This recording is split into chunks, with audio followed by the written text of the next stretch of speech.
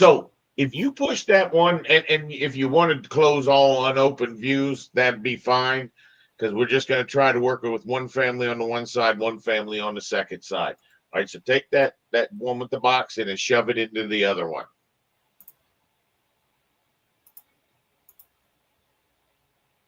Right. All right, now what I want you to do is go to a front elevation of that view right there. This one? Yep, of that family.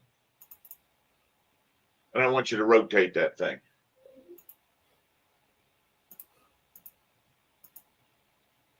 All right. Tell me what's happening. This guy's probably set to be always vertical. That's a good call. I like it. Nope, it's in the other one.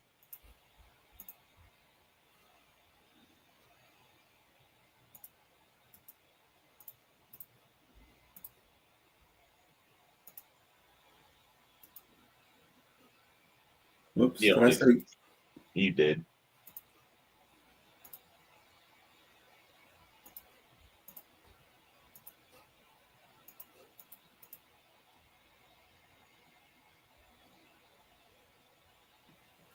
So why wouldn't it do it that time? Go back into that family too. Change them to a pipe accessory. Nah. You're fine.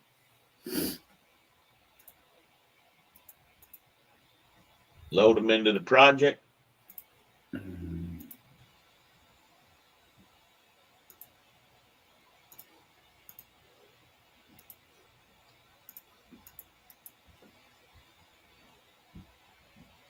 All right.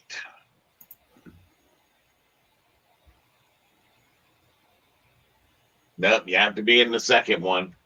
I flipped over to that one. Oh, did you? Yeah. And there's nothing else there that holds it to the plane. Not that I can see.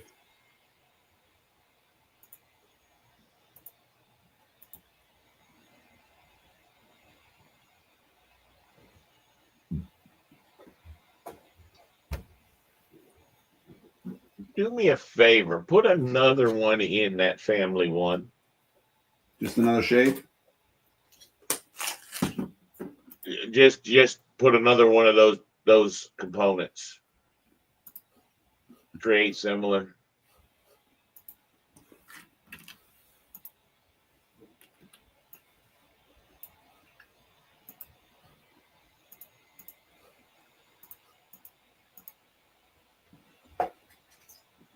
All right, how about this? Pick it again. Oh, I know. Disjoin? No.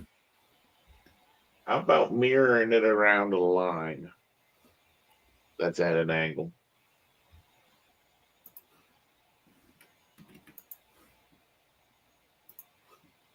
No. I want you to mirror it around an angled line. So I have to draw one? Isn't there one you can pick 2 points? That's it right there. Yep, that's it.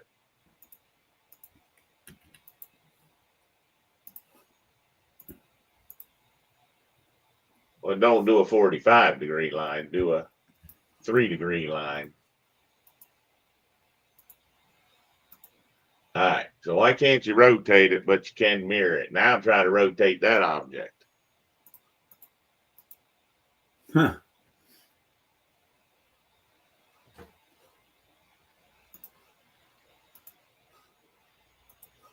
Go back over to that family too. I'm going to have to go back and watch some of my old videos because I remember the video where I recorded how you had to do this. Because that's how we need to make these subcomponent families.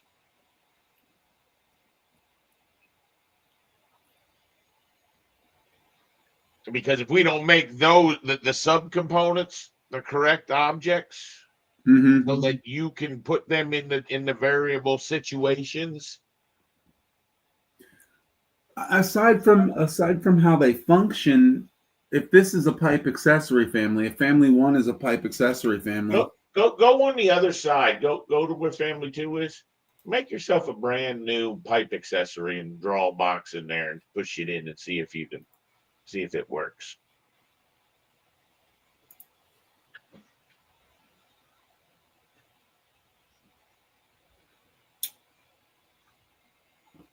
There isn't one. They don't even have one, do they? Uh-uh.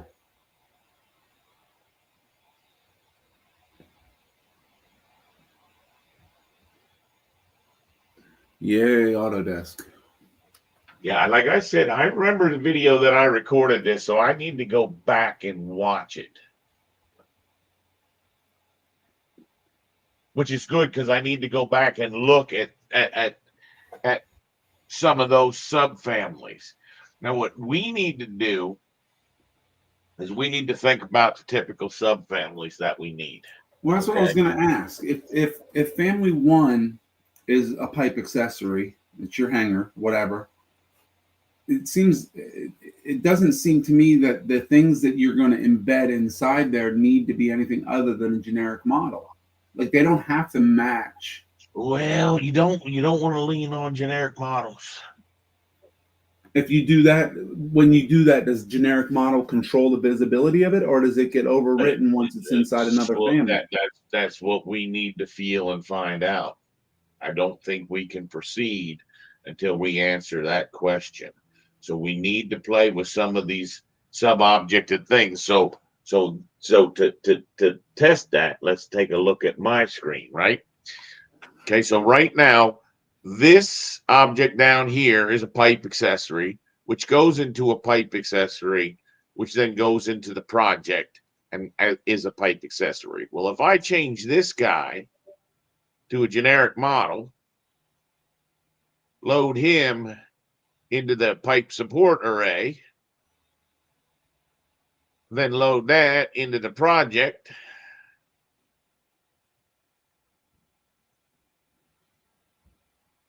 What should now happen is if I go visibility and turn off generic models, do they go away?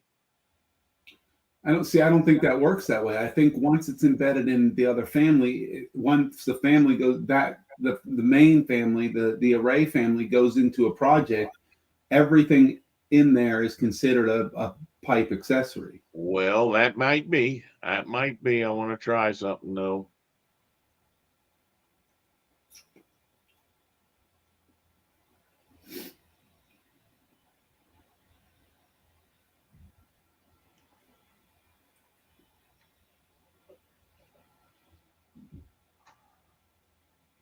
Any generic models?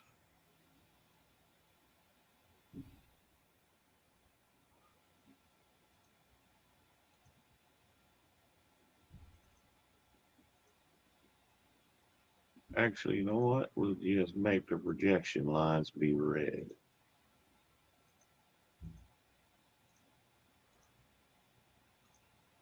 All right. All right. Does that subfamily show up in your list of families? No, but it can and it needs to sometimes. Okay. Mm-hmm. So when that happens, what has to happen is, and this it took me forever to figure this one out, but this family, you would need to go into its parameters and you would need to make it shared. Where do we make it shared? Where do we make it shared? Right there, shared. So it should find it. That means when you're over here, you should be able to tab into it, and you can. So what's happening, all right, that makes more sense. Then what happened is it didn't push that family in more than likely. This family needed to get pushed into there.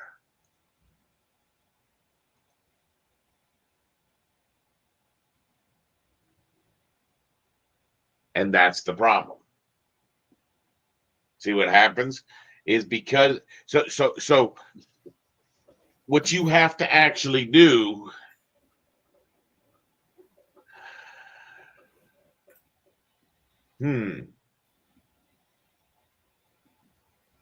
This is an interesting one, because what's happening is, if we go down to the families in the project, you're going to find that those pipe accessories, they put both the pipe support array as well as the other object.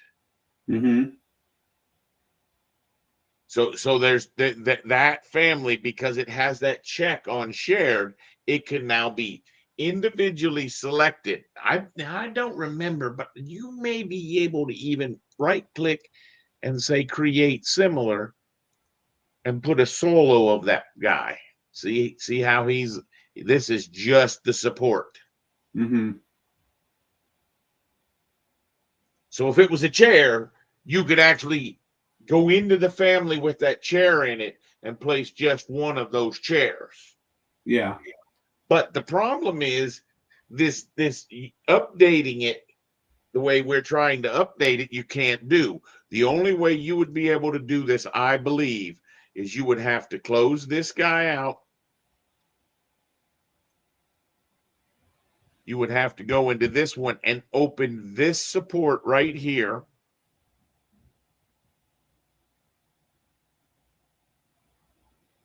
Change it to the generic model.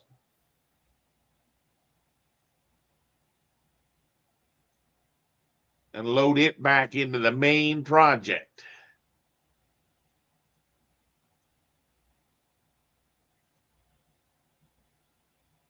Now you see how they changed red because they're part of the generic models. Mm-hmm. But they're still inside the array family. But what you can't do is what you would think you would need to do, which is to go to this guy and edit the family. And if I had that other one closed, hold on. By me editing this family and then going in here and saying edit this family, that's where I think it gets hung up.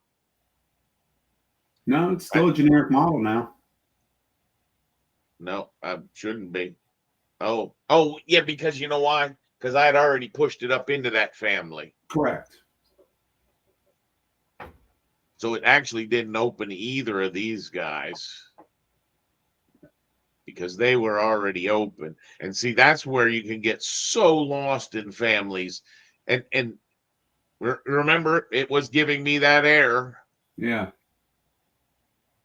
And what we're saying is that and you see just that guy coming up like that, that would confuse the daylights out of most people. You turn it to fine, and then you could actually see it. You with me? Mm-hmm. And we all know that those hangers, they're on the weekend of hangers.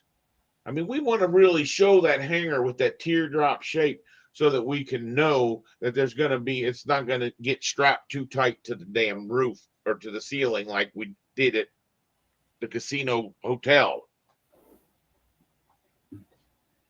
Because they had terrible problems with that. The clevises were too big because they're not really drawn like that. But this was someone trying to do something very simple. But you see, what I'm saying is if I go here and I edit that family, and this is where we had played with this guy, turned him on in the plan, changed him to a generic model. It's already a generic model. So it held that information. It did help hold it because it was in the project. But you have to close the family down before you can re-edit the family and have it take those changes. Yep. See, so if I was to change this to a plumbing fixture,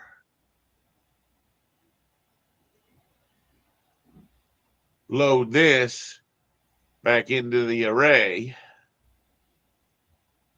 load that back into the project. No. Oh, yeah.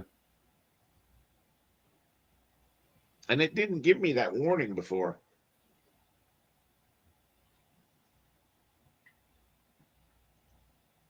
No, it didn't, because that right there is what you're looking for to tell it to change it from a generic to a plumbing fixture. Correct. And now you have no generic, so it did do it. But why didn't it do it last time? Well, but the thing you need to be careful of is this family here, the one that's the individual support. You got to be so careful not to use too many shared families. You don't want all your families being shared. All right. In other words, do not use that like a damn power tool and hit everything with it. And shared means that it will allow you to access that individual family, that subordinate family, that embedded family as Correct. its own family. And it'll be on its own category. So in Yeah. other words, see this object here, what you wouldn't think is you would pick this guy and you would think, okay, it's a pipe accessory. If I turn pipe accessories off, and this is an important one, if I turn off pipe accessories, is that going to go, are those objects going to go off? I assume they will, but they're not. They don't. Now they just become their free floating individual guy. Now, what Which you is can another one of do, those things where you could hide something or sneak something. Now no one knows those are arrays. What happens if you move one of those now? So it's still tied to the array. You just don't know it's tied to the array. that's correct. That's correct. So you could thoroughly screw someone up, or you can leverage this. Okay. Now, where I recommend you leverage this, your clearance boxes. Yeah. Those clearance boxes are all shared. You can really strongly leverage this. You can write a filter to turn all your damn clearance boxes and make them go transparent and whatever line pattern you need.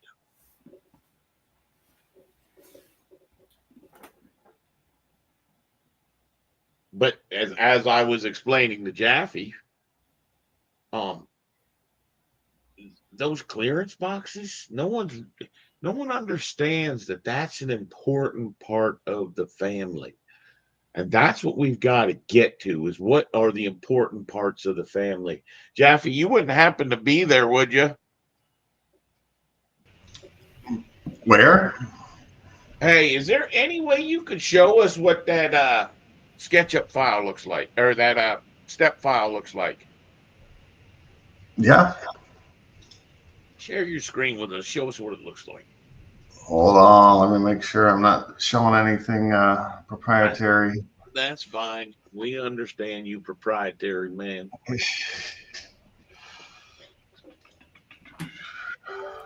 Not there.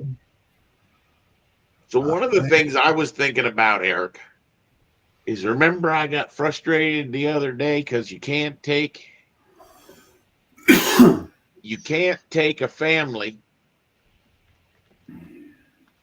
and drag and drop it from the my computer window into a family. Then you have to load it into the family. Uh-huh. What I got thinking about last night is I would bet any money if I go in there, grab that and copy that guy and get an individual. I would bet if I took this guy and I said Control C and I said File, New, Family, I'm pretty sure this is going to work. And if it does, it's going to understand a workflow.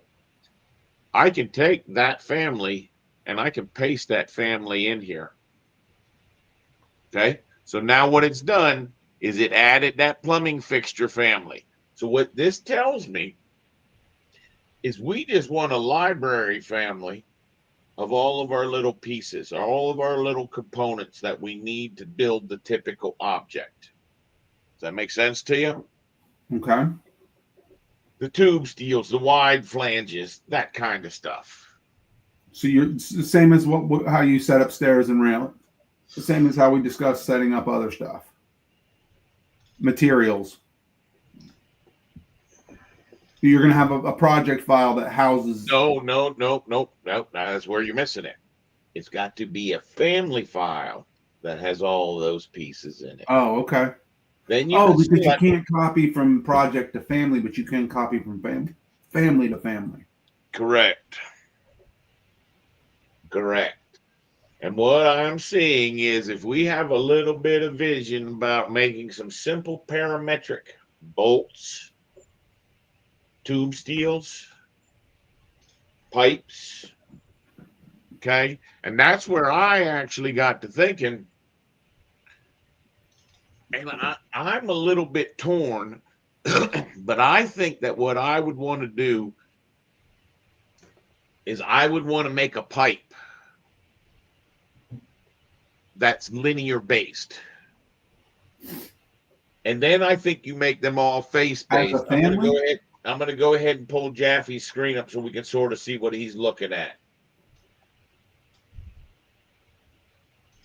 You're talking about making a pipe that's linear based as a family?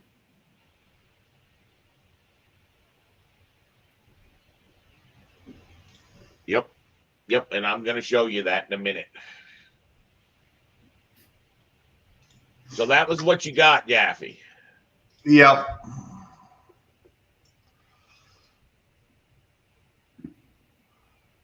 Some sort of vortex creator.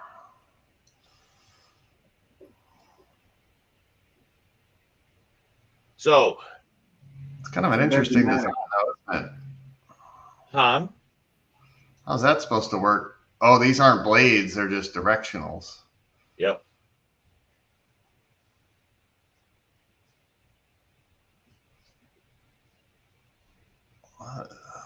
So the air comes up through here. Oh. Now, I think that could be made in 15 minutes if you had the kit of parts. Okay? Not even 15 minutes, Jaffe. The only challenging one is even the blade and that little throat at the top. And those would definitely be problematic. You about making this in Revit or making it in Rhino? This was made in SolidWorks. So Jaffe, all you need to salvage is those two pieces. You understand? Remember you wanted to come up with a process that makes sense? Mm-hmm. Okay? I'm telling you, all the rest of that stuff, you really should be able to build with my simple little tools that I'm talking about. It's really just one revolve. One of the simple tools that you got to have some buttons and some knobs and some levers and those typical objects that you need in other families. Dude, all I see is 3 extrusions and 1 revolve. The throat, are you talking about that lip with the weird shape where the lip is bent and then pops up as it goes around? Yep. And if you looked at that, like if you cut a section right through the middle of that, because see that, to be honest with you, is the most important thing, be able to cut that section. Now cut that right through the middle.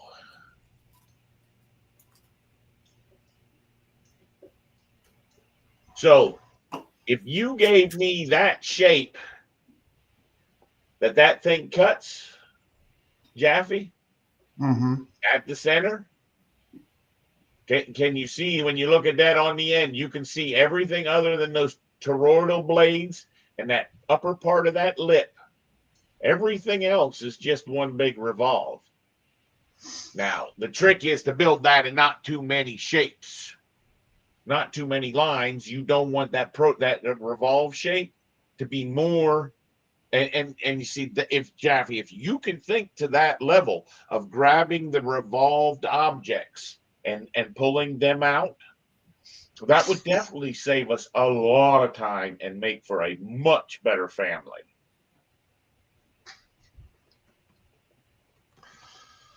Yeah, that's the way to do it, huh? So we're gonna actually test Eric, and I want to see if he remembers. I know I've showed him to this. Eric, go to one of your 3D views in your family.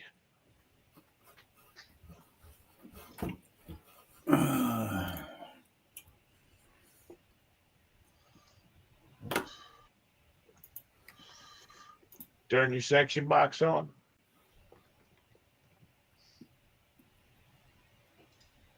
Why am I not seeing it? Because he's a son of a fucking bitch to see. That's why. Because Revit hit it. Are you ready? No. Go down to your browser and click on the word 3D view. Now turn your section box on. Nice. Okay. See, so what I would typically be doing, Jaffe, is I would use that section box to get any revolved objects and get me that profile. Now, if you spit that profile in there, hell, you could probably even spit the, I don't know.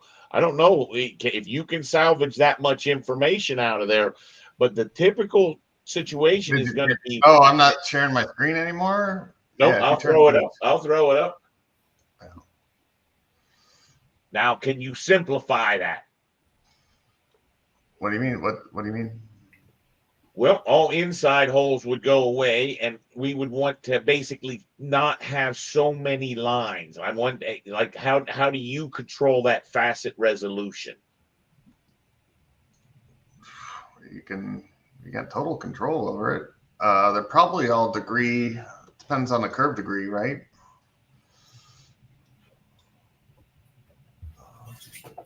Well, the first thing you'd have to do is try to find out if any of those lines segments are shorter than 1/4 inch. Which there's a lot of step up and downs at those. Like, see that right there where he just zoomed in? Those two lines up and down there definitely look like they would have to go away. I wouldn't do the rounded top on those individual extrusions. Correct. The first thing, can you take away the radiuses, Jaffe? Everything that's arc, can you turn it into a line segment and see what that does to you? Yeah, so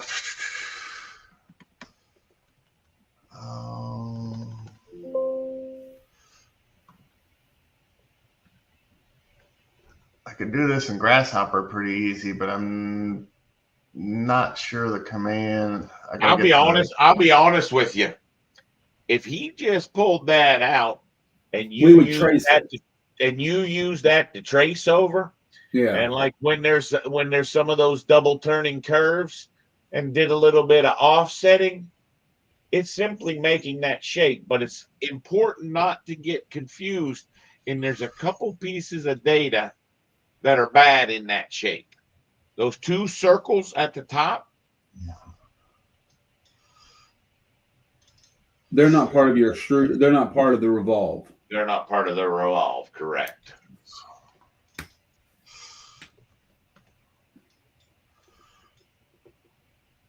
But I think, Jaffe, just telling you that opportunity. I can get all the. Yep.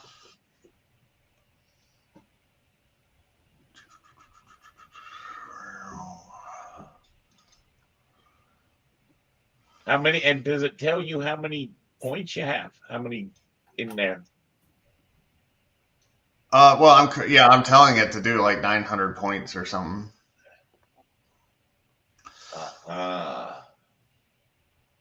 But these are all single degree, so it's taking out all the curvature. Which is really what you want to do. And you want to understand this simple rule, Jaffe. 99 is death. 99 objects in a revolve or in a suite. That's where people make the biggest mistake I've ever seen, is they make a piece of perforated metal or a piece of fencing, and they do it in that manner where they punch holes in there and they end up with one big square with 99 little squares in it. That object becomes an absolute crusher on the computer, somewhere around 100 vertices. And I'll be honest with you, I think I don't even think the direction you're going, I would even worry about, because you do know that you only need half of that revolve shape, and you would want to clean that up a little bit. If you just gave me that guy right there. If it's anything manual, that's going to be all you. No, we would manually trace it. We would put that in there. That's what I'm saying. And then the other thing that you'd want to manually do is build that bottom.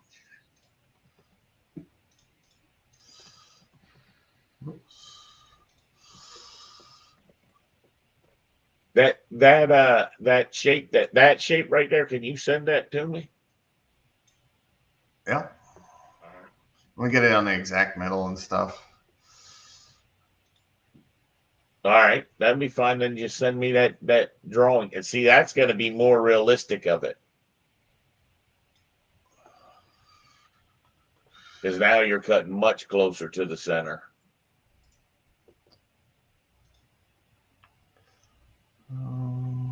Midpoint.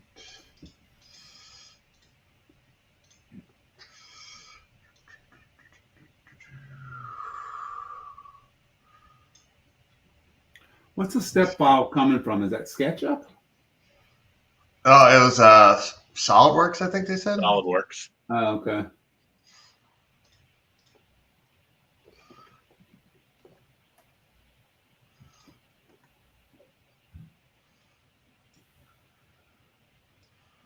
All right, you want this bugger, huh? Yep, that's the one I want. All right. Make sure it's in the 0.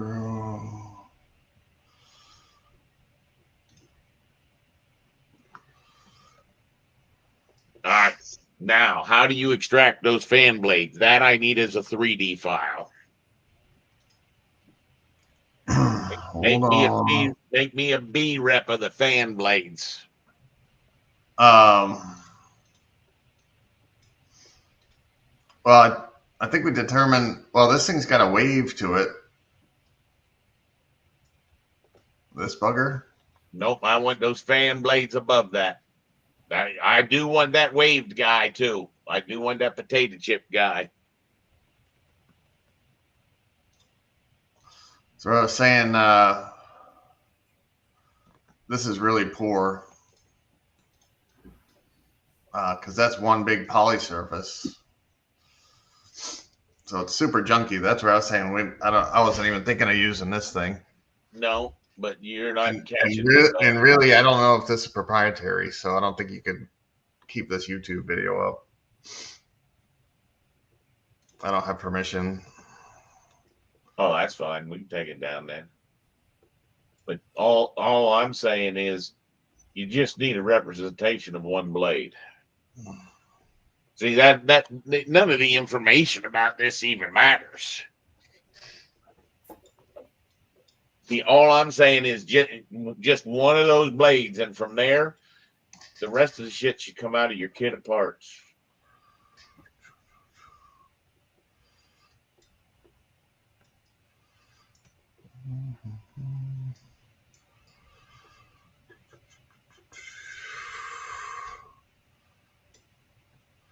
Pretty junky.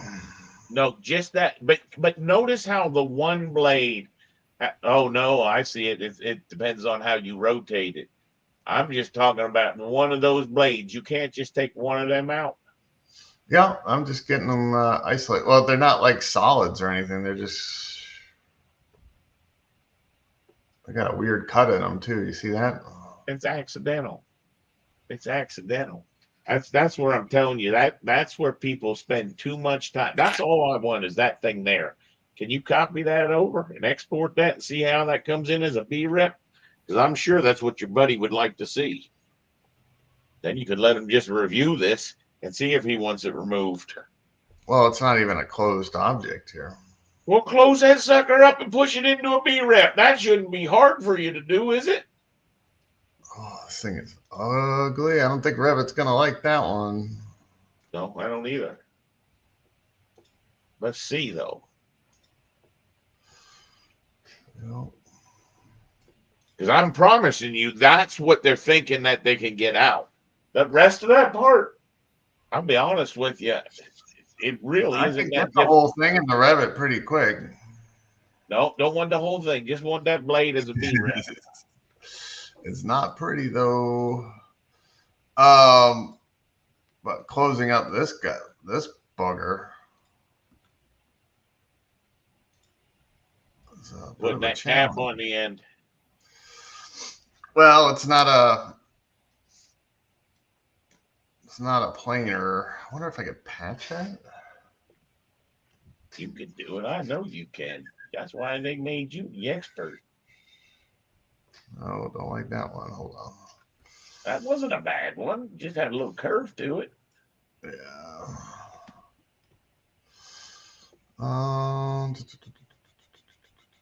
Screen's a little bit too big for me to read it, but I'm close.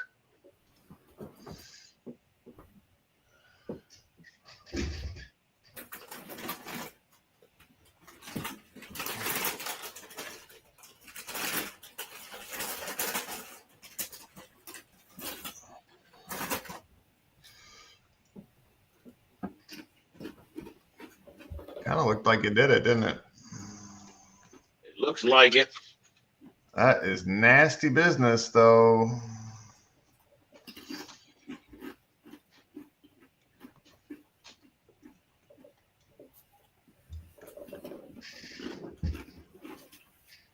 That's a surface it created from that. So you just patched the end of it. Yeah, I don't That's even know pretty if that- incredible. Yeah, that's a trim surface. Now you got to do that on the bottom. Yo. You shouldn't have to do it on the sides. Nope, sides are done.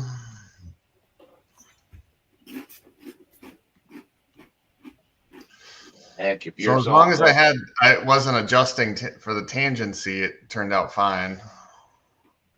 Uh-huh.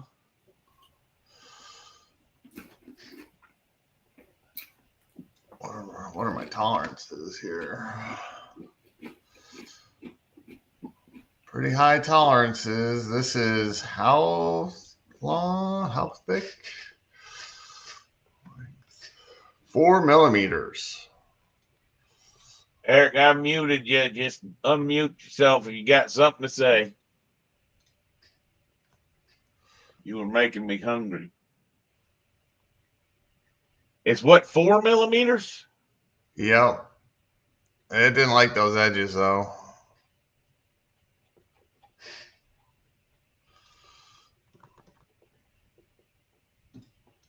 Yeah, that's a 4 millimeter blade. Oh, it didn't join them.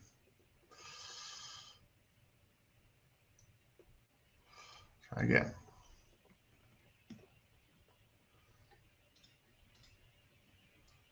Nope. This might be a good case for shrink wrap. Yeah, that's what I was hoping you would break out.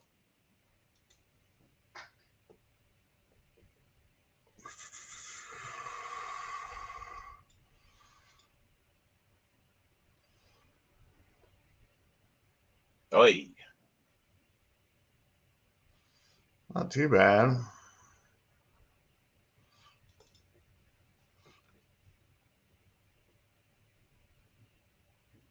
Holy smokes.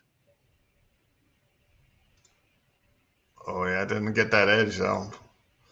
I don't think it was getting that other side. Oh, it got it. Oh no, it didn't.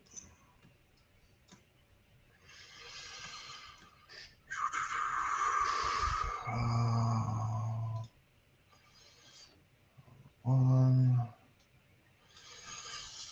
4. That's a little better. So you can make that. Can you simplify that? Then do a quad remesh. Let's make the target count 500. Preview. Hide the input objects. Holy grinder. Yeah, and that has 500 faces. Uh-huh. How bad does it go with 100? Pretty bad.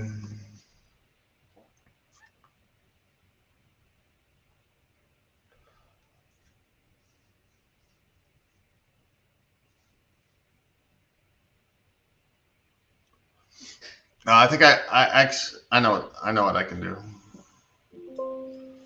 It's a fun exercise, but um, I don't think that was that bad. I thought that looked pretty good. I'd have to see well, that. it's.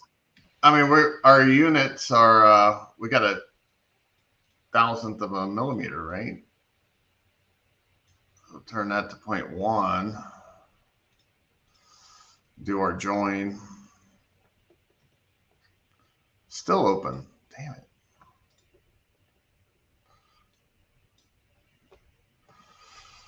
Show edges.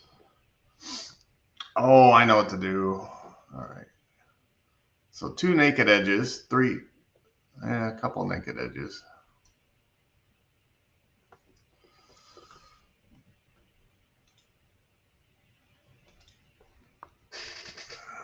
Oh.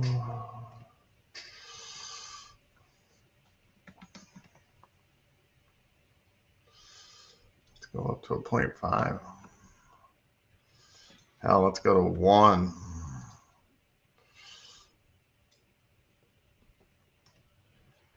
There it is. Close polysurf. No problem. Well, why did it take so long to get that?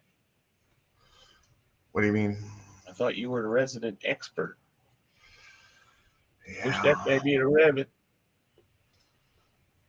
No, to 2020 so you can send it to me. Fine. You know how many people got 2025? Your poor guy's going to be like, oh, I got 2023. I can't do it in that.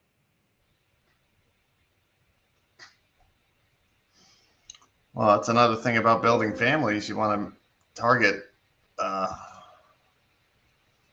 older version. Yep. I know.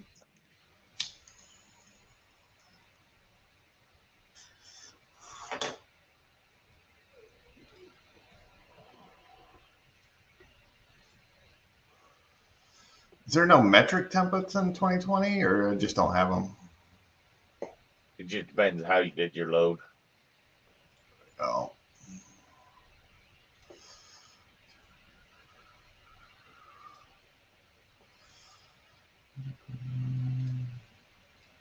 You don't need to do that.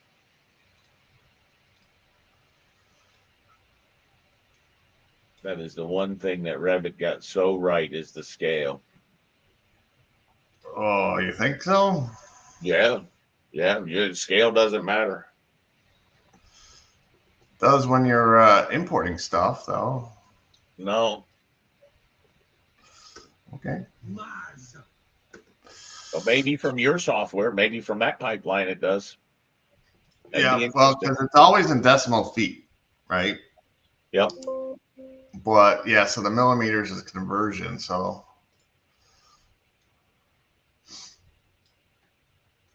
you want this as a family form? I want that to be one of those B-rep, one of those solid objects that come into Revit. So we'll go to our component family form.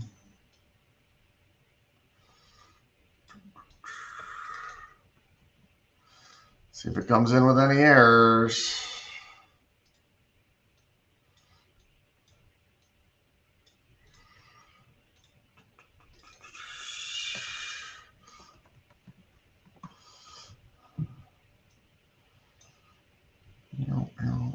Ah.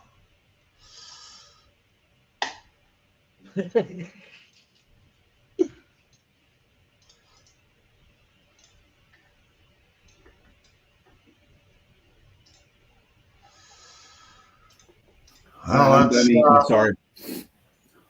What's that? I just said I'm done eating. Sorry about that. Oh, you're fine. So you see what happened? Yeah, bad geometry.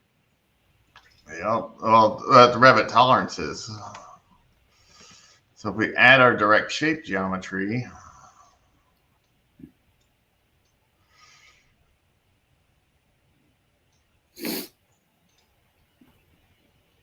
oh, it really doesn't like it.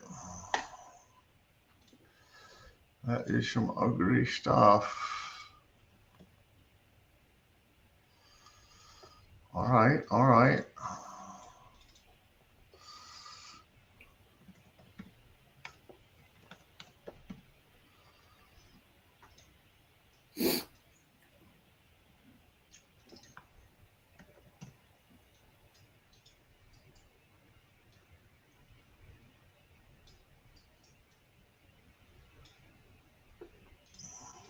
Hey, I'm on the thing. Oh, you're awesome. Hey. No, you're kidding me. Hey.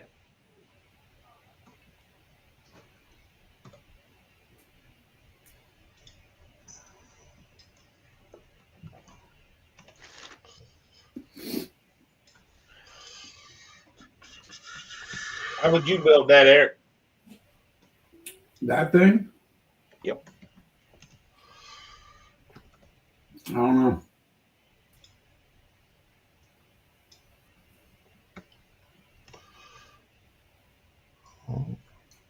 It was intriguing to see how he could turn that from whatever looked like 100,000 faces to down to whatever the minimal he got.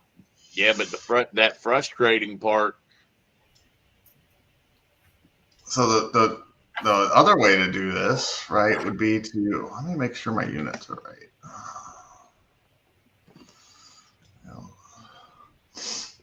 So instead, just bring in the whole slogging thing.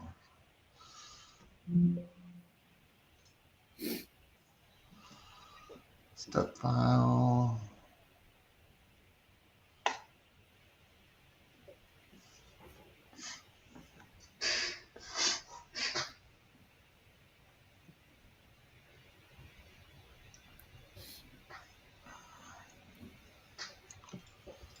All right.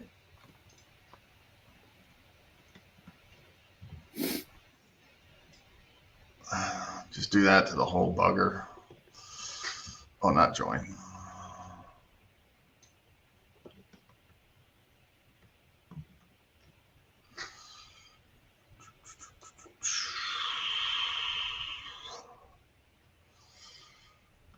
One.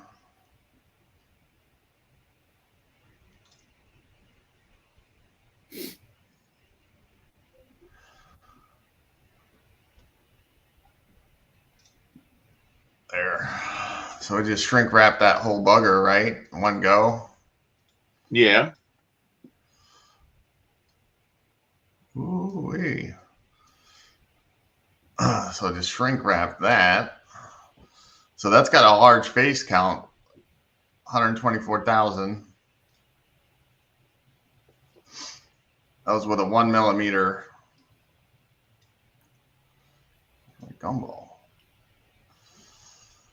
Probably want to move that to 0. Oh, that was on 0. Then do the quad remesh.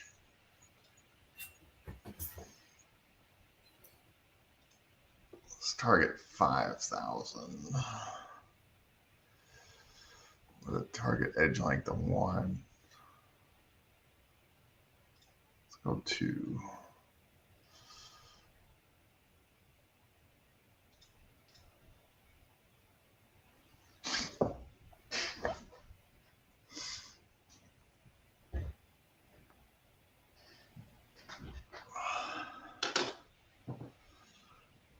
Think this will look like anything close to what we input.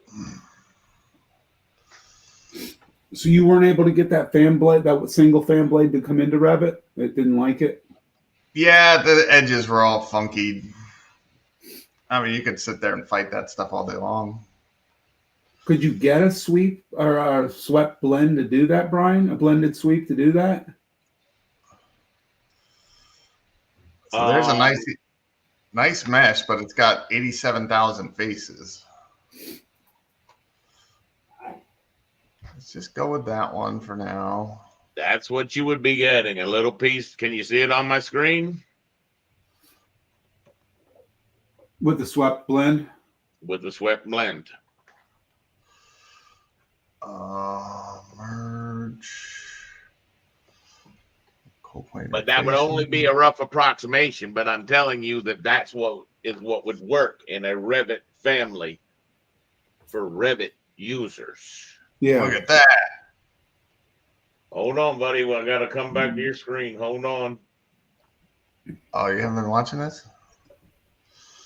What the hell is that? Camouflaged. Nope. So I merged all the coplanar faces to reduce the face count. So now, so that's a meshy, isn't it? Open mesh.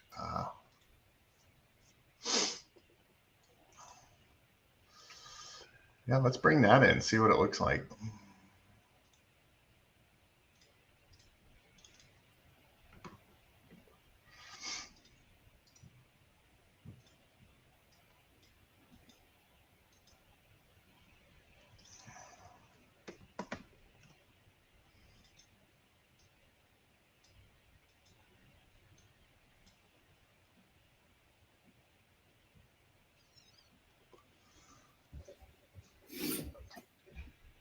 Now this might be kind of ugly in 2020, but in 2025 they cleaned up their mesh representations a lot. Yeah. But this might even crash. So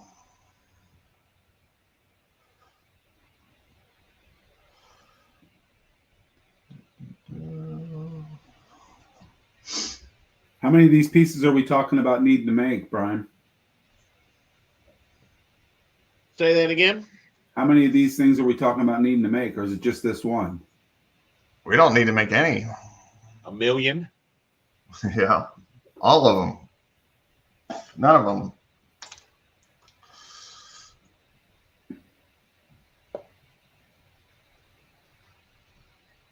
I mean, I agree with you as far as, you know, most of the pieces look like they could be handled in Revit fairly quickly. If you had a good kit of parts, I think it would.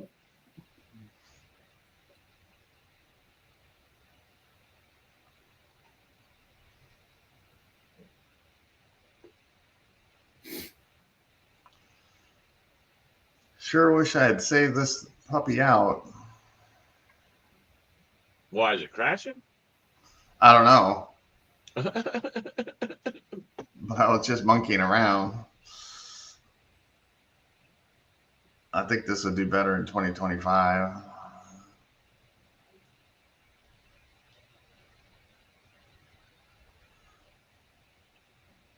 But it is an interesting way to start getting them their part into Revit quickly. Here's my problem. What that's going to end up looking like is a spider web that no one understands what it is. I believe the thing you have to do with Revit so that you don't contaminate large files. I'm going to show me how it comes into 2025 much better. I'd like to see, yeah. Hey, I'm all for it. I'm surprised how well that shrink wrap went.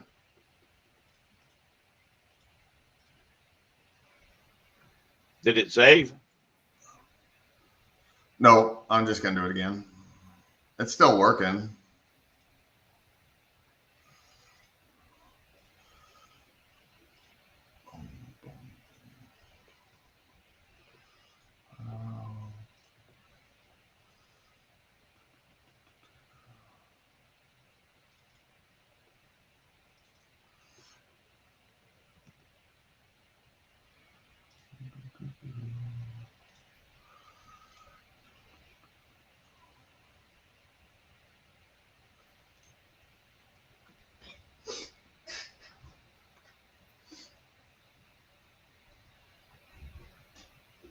But yeah, that shrink wrap is some magic.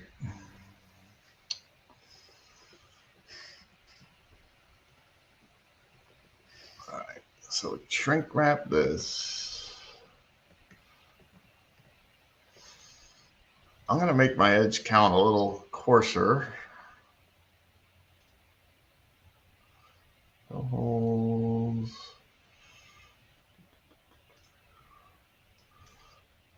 Oh yeah, that's good enough, huh? Ugh.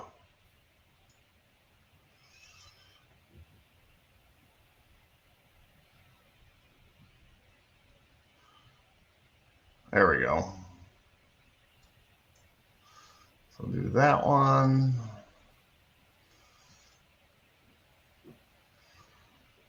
Slide to mesh. Hide.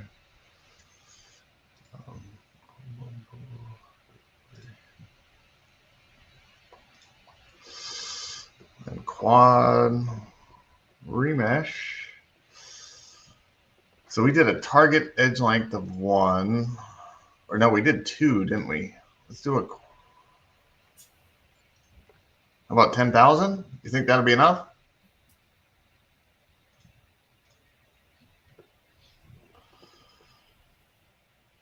We'll do target.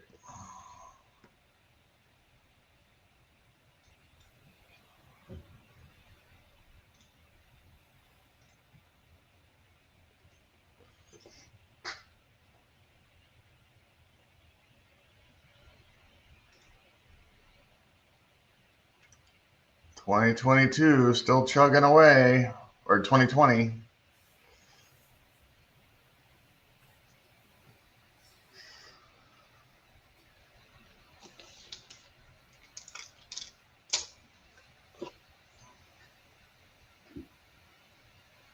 What are you guys doing for Thanksgiving?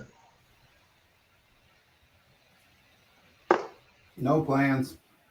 Got the family coming around, or? Nope. Oh. Just drive down to Brian's house. Not happening. Oh, I've been talking to you for a couple minutes. Can you guys see my screen? Yeah. So my theory is you make that blade similar to. You cut out again. I heard the word similar, and his screen froze.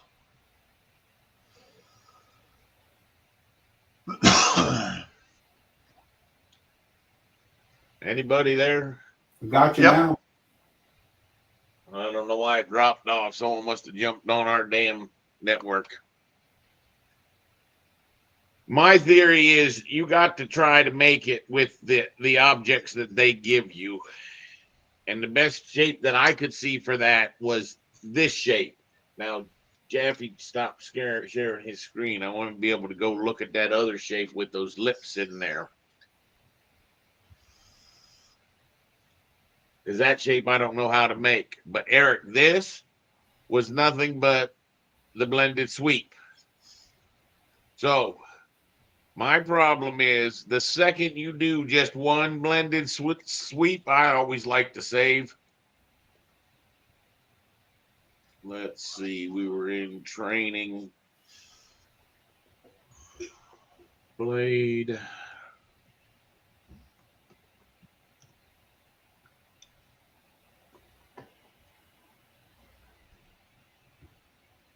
So you're already at 504 KB. One more blended sweep, and you're probably going to be at 1 megabyte. Gotcha. Now, Jaffe, can you share that 3D picture of it? Did yours come in? Hold on one sec. You're not supposed to stop sharing. You're supposed to leave it up. Then I can keep it in the tray and I can flip back to you real quick. You said stop sharing. No, I said I asked you if you could see my screen.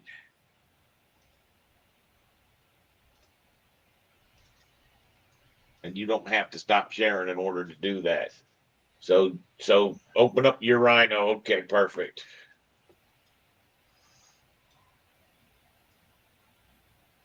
So Eric, you got any idea how to make that tulip petal looking shape on top there? Not easily. I mean, if that blade that you just did was a half a gig or a half a meg already. All right, I'm gonna share. I'm gonna go back to my screen, Jaffe. You don't need to stop sharing, but if you just pull your StreamYard up, you'll be better off. Hold on, yeah, I'm gonna make this family real quick and see where we're at for file size. Do that. That sounds perfect. So here's my thinking, Eric. What if that was that revolve, right? From here, it sort of goes up into a something like this.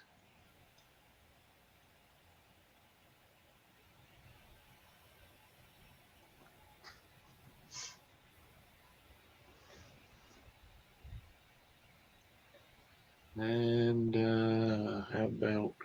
Would you just make it thicker and then do voids on either side to get the That's exactly what I'm thinking. And you'll notice that I'm doing everything with a minimum of a 1/4 inch.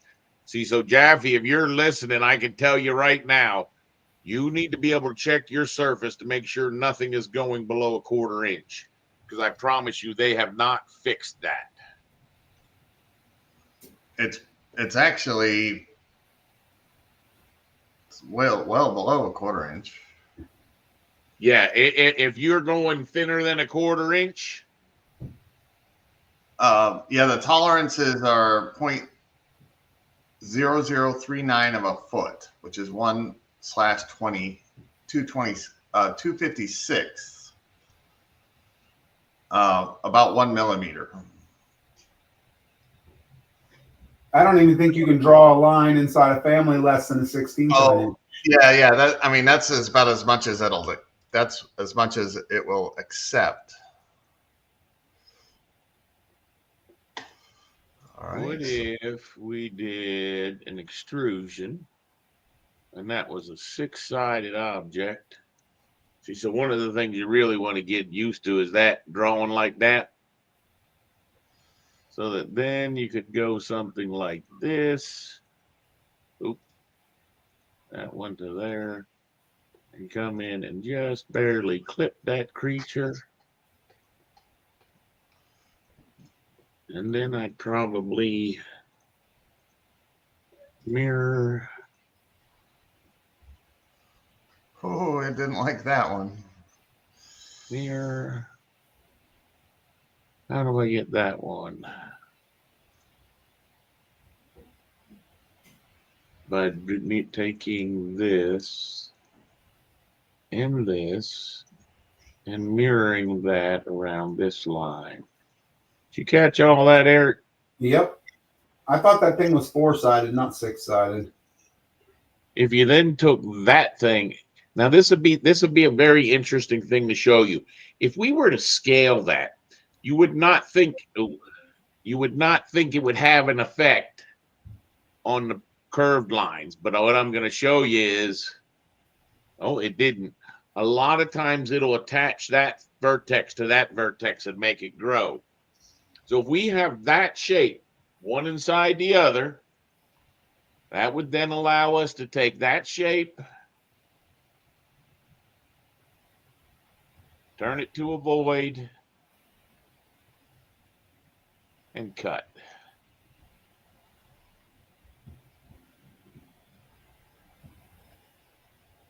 You with me? So now just getting that blade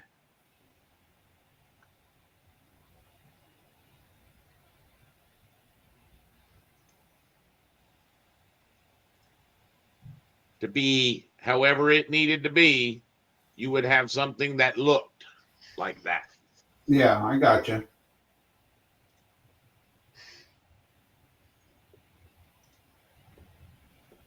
And I think you would be a lot less into it if you didn't have to make your kit of parts. If you got to make that kit of parts, then it starts to get a little bit frustrating. That's why I'm saying we just need, and I don't think it'd be that damn difficult.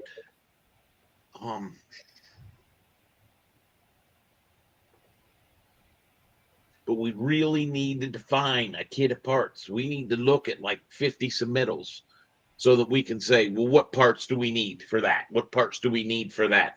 And then by all means, then you can have a couple simple little parts.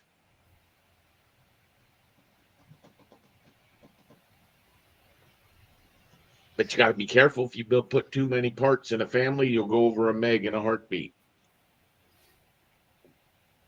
But I definitely, from what I saw on Jaffe's screen, Jaff, I'm going to go back to your screen. How are you making out? I closed it. It didn't look very good, and then I went to save the family, and like, cause I did that patchy one. I actually think it likes the non-patchy one better, so I'm gonna remake it real quick.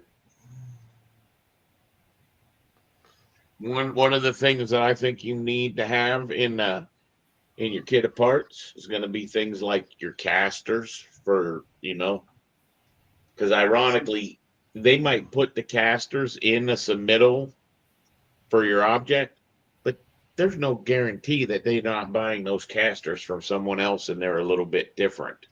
That's where I disagree with everyone's concept, thinking that family, it's very important that it be drawn accurately. And I'm amazed by what you can do, Jaffe. I mean, that's amazing. So that's just a shrink wrap, but you said that didn't end up going into Revit? No, that's a shrink wrap with a quad remesh. No, this and then I merged coplanar faces, which kind of did some funky stuff. So I'm gonna try just this one. I'd like to kind of reduce the resolution a bit. See if we could new component family.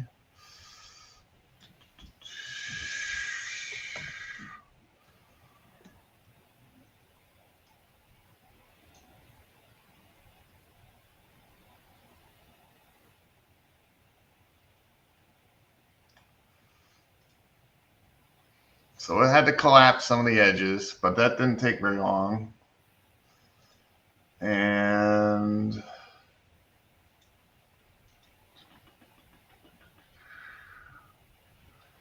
G for generic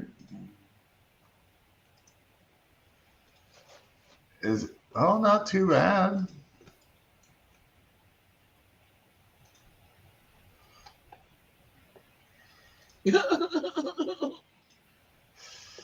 Not too bad. Look at that. What's the file size? It's got some funky little stuff there, don't it? It doesn't like those. All right, file size. You made things too tangent. Oh.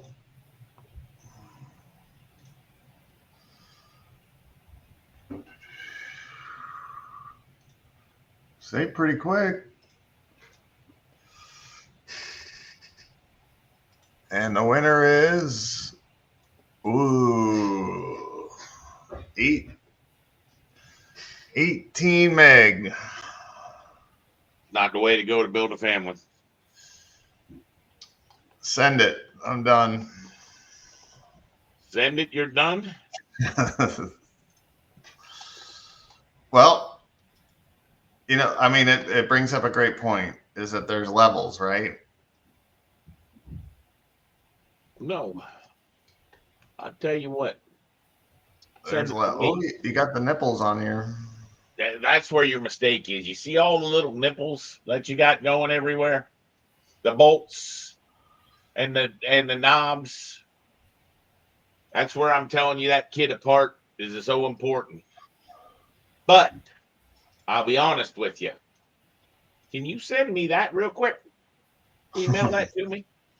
The RFA? Yep. Was that in 2020? 2025. Well, now I can't do shit with it. We could try it. It probably worked just fine in 2025 as well. I mean 2020. Where it went wrong is when I did the yeah, push that into 2020 for me. Hold on, I want to do something one second. All right. Whoops. I'll get that going. Yeah, push that into 2020 for me. Then I'll have a scale. Oh, I want a quad remesh to a bigger. Let's go to a target 10,000 or 8,000. How about that? That sounds good to me. But see, I don't like that adaptive size because then that can give you really small pieces. Let's preview it. Hide input.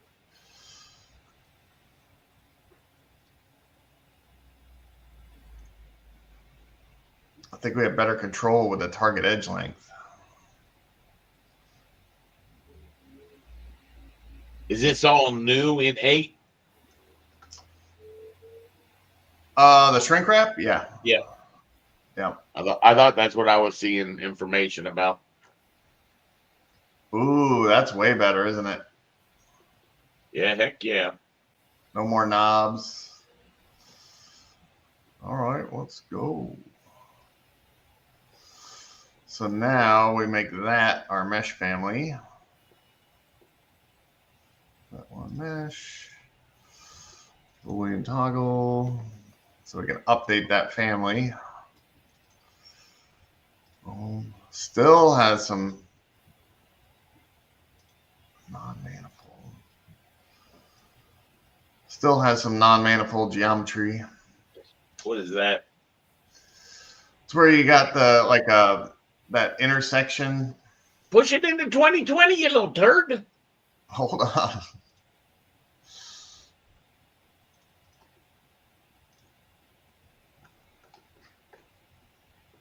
That's a little better.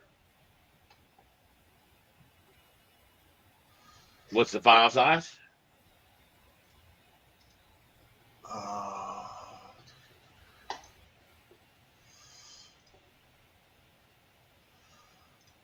A reduction of 2.8. Yep. That's the one I want you to email to me once you get it pushed into 2020 like that. So push that into 2020. All right. Let me save that file. Whoops. Save that file. Open file.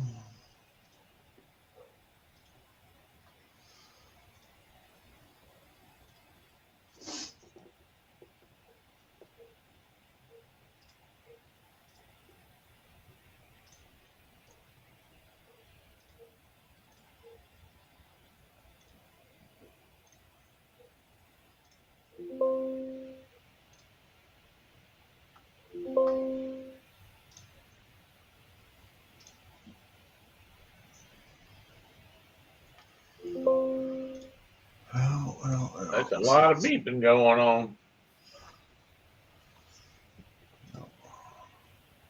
So you want the family? Yep.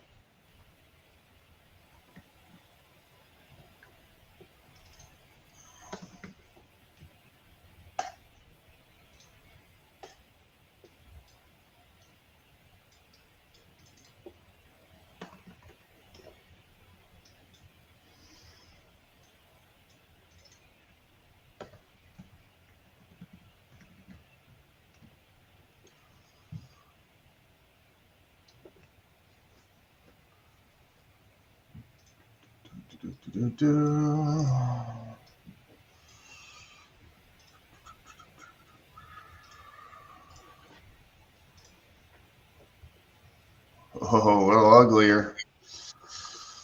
Not Oh, really. ugly. That's beautiful. That's beautiful. Save that.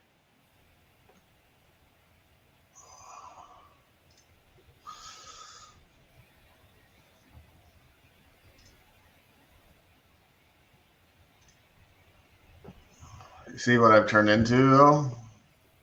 What's that?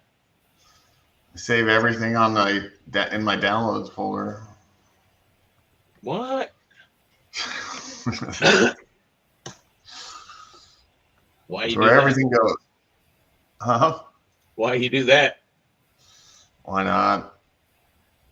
I've tried organizing them, but it's just easier just to throw them all in there. Thousands of files. Yeah, as long as you're always sorting by date modified, it's always at the top. Yep.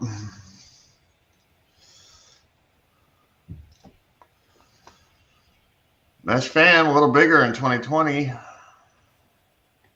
Yeah, it's because it's got all those extra lines, representation lines. Oh. Can I just put it in the StreamYard or? Just throw it to the email to me and Eric. All right. Just respond to that email with that RFA. This one? No, that's got a bunch of people. I'm back on, or I'm sharing my screen. You can send it to everybody. Heck, send it to everybody, or just send it to me and Eric, or just send it to me. I don't know if Eric even wants to do this. I'm just figuring if we use this technique to get those, because you see, this is only 3 objects. Mm-hmm. Right? Yeah. If we use that technique to get the unusual parts at the bottom, we got to talk about how you make that pan and how you make the base plate. And like I've been trying to tell Jaffe, and I know Jaffe knows this, and it's only because that model's so clunked up that they put everything on the same level. You really need, it's amazing how Jaffe could change things with his facets. If he just took a little bit of time and didn't have all those little bolts causing all those little dimples, it would make a world of difference. But things that are pure extrusions,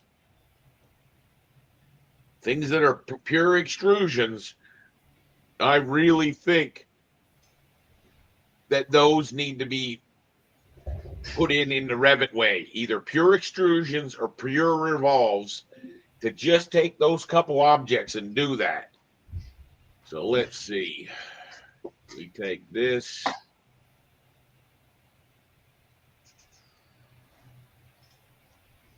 Mesh family here. This is where I'm betting that it's not going to allow me to put it into here. It's going to instead open that family up, which that doesn't feel too bad. And to be honest with you, nope, other way. To be honest with you, I could see someone trying to use that without a doubt.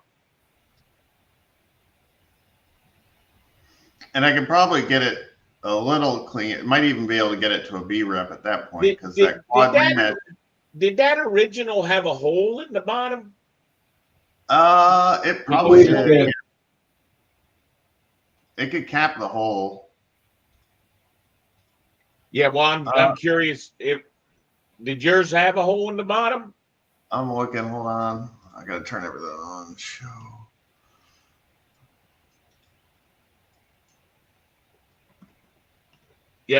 Yep, I see it.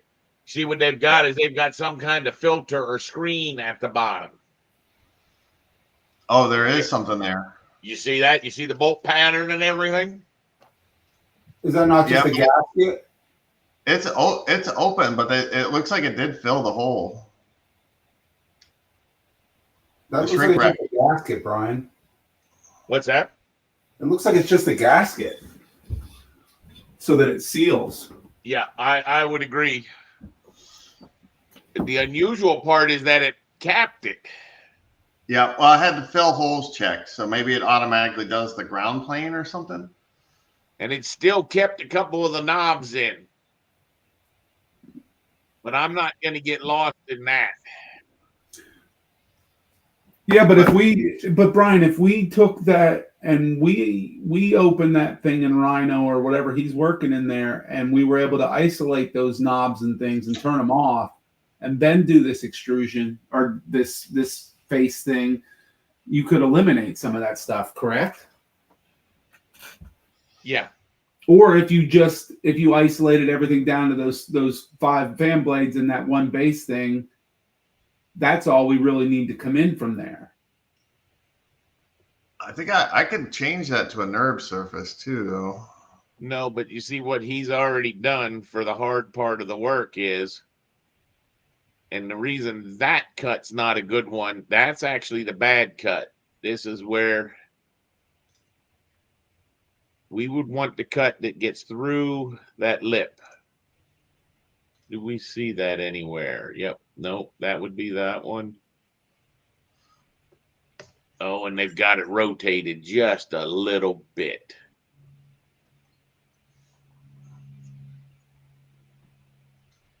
What I'm trying to talk about is that weird lippy shaped thing at the top. I think it's rotated. I think that lip thing is 5 indentations for the amount of fan blades. That would make sense. Where I'm trying to see where to cut it is right through the biggest turn down in the lip, which is right here. So I'm saying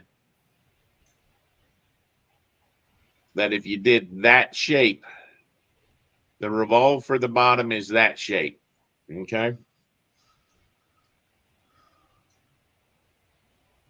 So that would tell me that for me to draw that thing, what I would do is something like this. Make it infinitesimally small. Go to this front view. And then I would go to my front view and start drawing a revolve. Create, revolve. Just so it picked that up, I'd go back to here. So this is a gasket. This is the pan. So you really might want to make and you can see it actually broke away over here just with all of Jaffe's interpolations. But essentially, all we really got is this shape, which I'm just going to start out with the cleanest one. Go into a tangent. So it tells me if I got my angle a little bit better, that might be a little bit easier. But you got to be cognizant not to make this be too many objects. Yeah, I got you.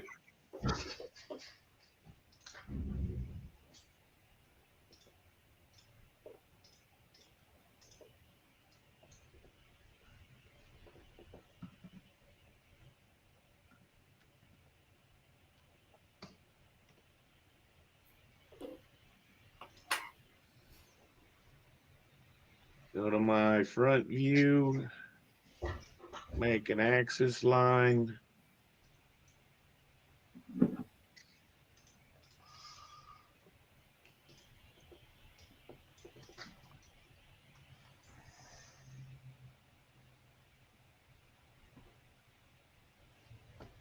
All right. Then from there, and you see how that does that. You see how that section box works? Ouch. See how that section box only does STLs, steps, B-reps, those types of objects? Because what is that what that is? Is that a B-rep? No, that's actually a generic model. That's a mesh. That's some weird kind of object is what that is. It's a family mesh. Uh-huh. But notice how my section box affects it versus other objects. Yeah, Oh. versus if you brought that in from AutoCAD. You see how my section box cuts your object, but it don't cut my objects. Oh, that's weird. Yeah. Well, that's what we're trying to get into. So now you could really, a lot of times what I'll do is I'll take this shape and I'll just copy that guy up. Copy, 0, copy, 0. So this one here, I'm just going to delete that shape and I'm going to go back into drawing that boundary line, go back to my 3D view, rotate around to the front, and I'm going to pick up this object right here. That's where I'm going to start. Now, like I said, this is where you just got to get good at this tangency thing and not try to kill yourself. and you try to lead into your next one, you can see that that's actually wants to be aligned. So that might be one of those times where I don't actually draw the tangency, but I might actually fillet those two lines together, which you can see that has problems as well. That's interesting. Why would that have a problem? Are they at an angle? Well, because they don't quite meet. And what I really want to do is I really want to get that quadrant spot. But this is where we would need to try to figure out how Jaffe's tool could get this kind of geometry out of here.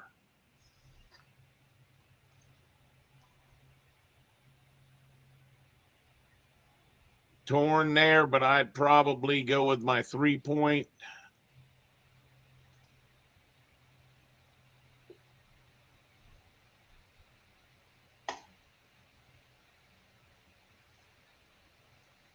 This spot here, this is where Jaffe, I'd almost like to look at my previous one, because I swear it was more like that, and they had little. It was a little thinner too. Plus, the other thing I should be doing right now is I definitely should have changed this units that Jaffe messed up for us. How did you change it to all metric? What do you mean? All these ones are metric. It Area, came from a volume. metric project. Huh? It came from a metric project. Came from a metric project. Or no, It's just no, I using don't the know why. unit standards. No, So because I changed the unit. So yeah, no, that's kind of weird. Because it was originally just that regular imperial, and then I changed it to millimeter, made the family, and then saved out the family, right? Can you change all the units and settings for a family from your grasshopper? I don't know if that's changeable. We don't have a component for project setting. We have a units. Let me check. See, so that shows me that I've got that 1/4 inch, right? So then I'd probably go like this, and I would not be killing myself with the lines. A lot of times what I'll do is if I see a lot of, I go in and I'll nail out all of my lines And then come back and do the arches. and then come back and do the arches. I can get the unit system, but I can't set it. All right.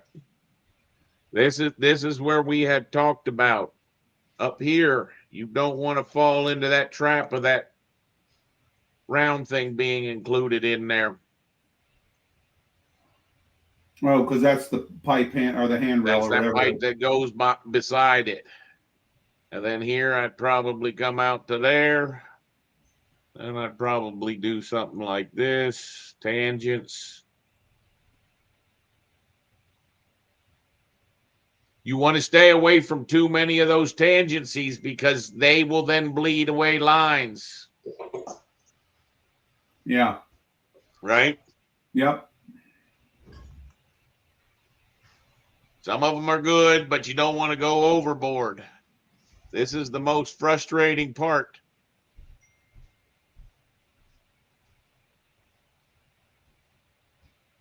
And this is actually where Jaffe sort of hurt me, because he's introduced some radiuses that aren't even there.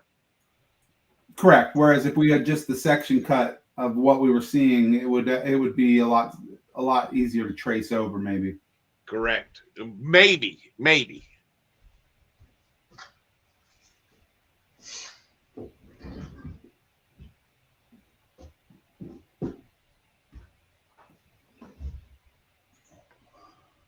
But it's where I challenge you that's where things get so complicated.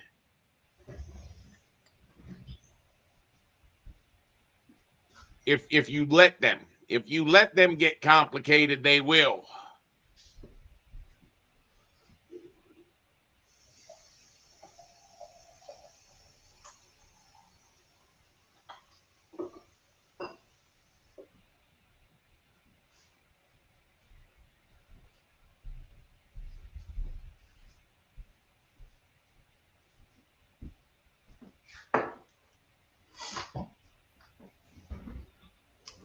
So like I was saying, I think there's levels to this.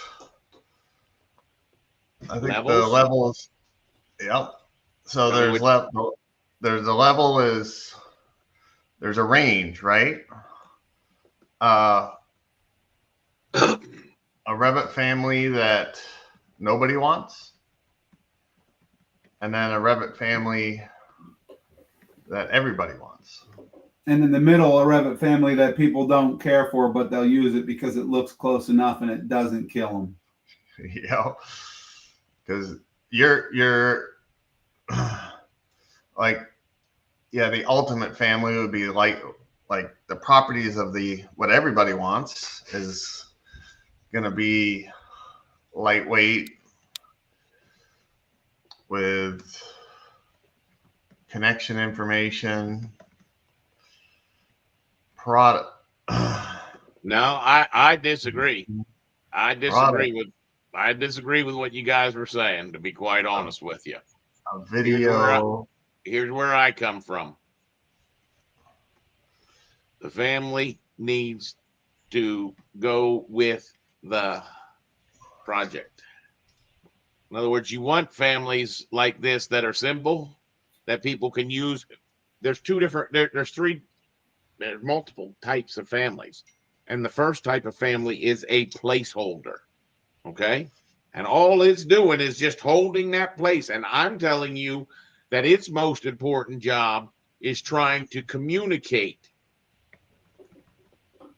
to the stakeholders what that object is. But then, So then, okay, go ahead. No, you go. Then there's the IPD, the integrated project delivery. In other words, the information behind that project. I think you definitely have to have that PDF. You have to have clearance boxes, and you have to have connections. Okay, so now going back. So there are levels to the family, right? There's the family that nobody wants and that nobody needs, and then the other thing is there are needs. Like you're saying, is it going to be a placeholder or is it going to be a? So that's a whole different category, right? Absolutely. So it's like what is the proper level for what you're trying to do, or yeah, I guess placeholder or proper family.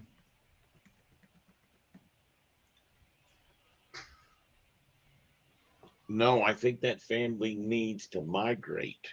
That's where I think there needs to be a service to get people's families to where they are in the project. And that's where I think it's broken.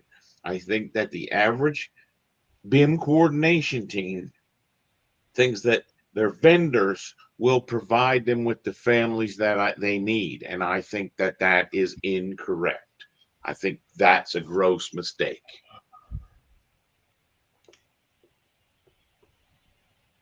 I think you're making a mistake when you think that vendors are going to provide you with what you need, because even what they provide you with is constantly changing. That's where it needs, I think there needs to be a third party service to really keep the family. Go ahead.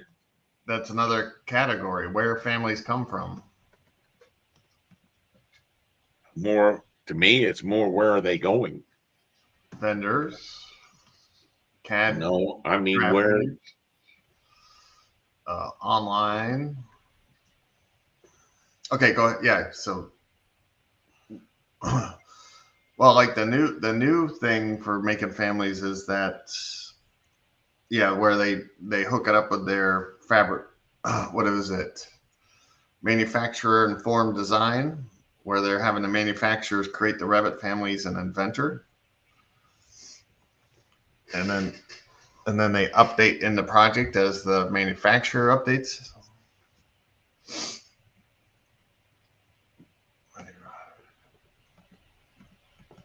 Do those things spin, or do those things open and close? I think those 5 blades just open and close. That's why they're. I think they're fixed. I don't But think then they're. why would that metal, that piece underneath of it, why would it have the same indentations to where it looks like if you swiveled those things out, that would have just sealed that whole thing up? Oh, I think you're right. I think the whole thing spins, doesn't it? Yeah, I don't know. I'd have to know what it's being used for. What's it called? It's a fan. It's a fan. It's an Italian company. No, that looks fixed. I think the whole thing is fixed. Let me see what I can find out. Let's see. So we said that this was the one with the solid lip. So this is the one that we're trying to take away. I'll be back in a couple minutes. All right.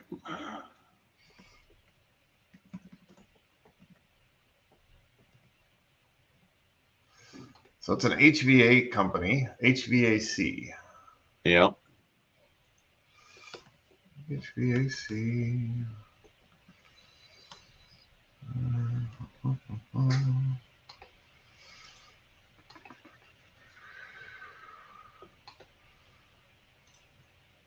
Oh man, they got a lot of them, don't they?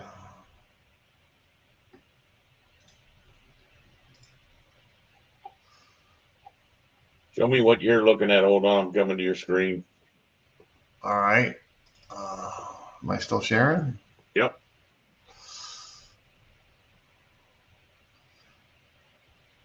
Oh, there's one right there. Yep. Cool. So, products, fan coil.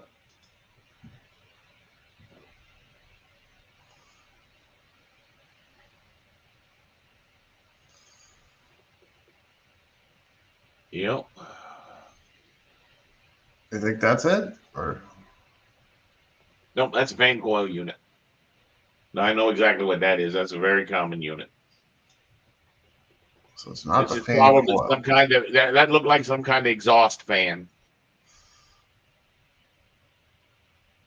So it's gonna be in all those air handlers. Nope, go to the AHUs. That's where they're putting it.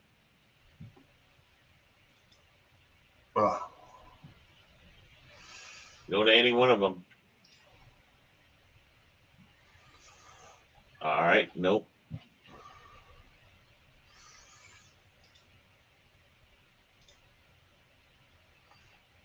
Yeah, it's one of their parts. It's one of their parts. They're right. You know.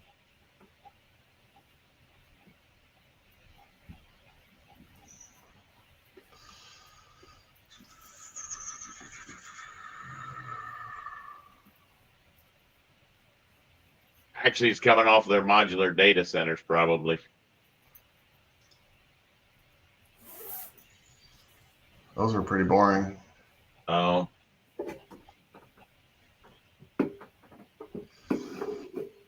Yeah, their front page, their page has it right there.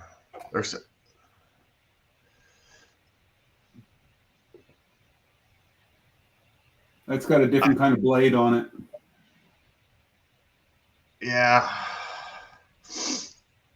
Well, they got this. That looks like the big fan. Oh. I'm telling you, I think that well, I don't know. Because that one definitely rotates. That one. Well, and from what I'm seeing, all of that shouldn't even be in your model. You were saying you would just want the outside box that you can see that knows what That's space correct. you're taking up. That's correct. That's correct. And this is the typical problem that people make that we talked about from the very, very beginning, which is the mistake is to overly complicate things. But you notice this one's not over complicated. They flattened out that bottom piece. It doesn't have any of the detail on the top. The Correct. fans are, yeah, they have simpler versions of it. Correct. And see, that's where I'm saying with the multiple versions, and all you have to go do is you can go, if you've kept your, because all I have right now is 3 revolves.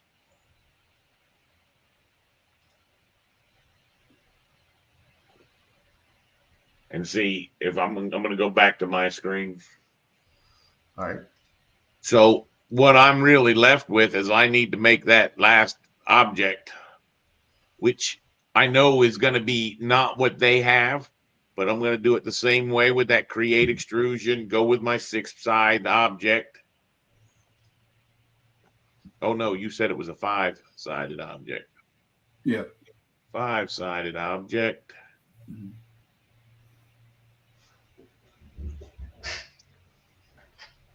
And then I went and I did this, which the question would be, can you polar array that?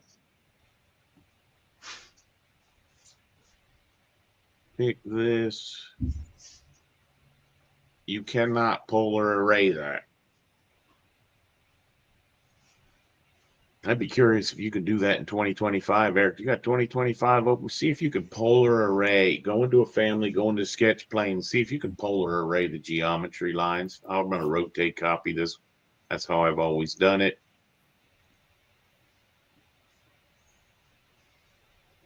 Just going to go from here. No. Pick the, oh, that's it. You rotate. You do a copy. Place the origin. Go to here. Go there. And then go there. And one of them lines missed. I'm just gonna finish.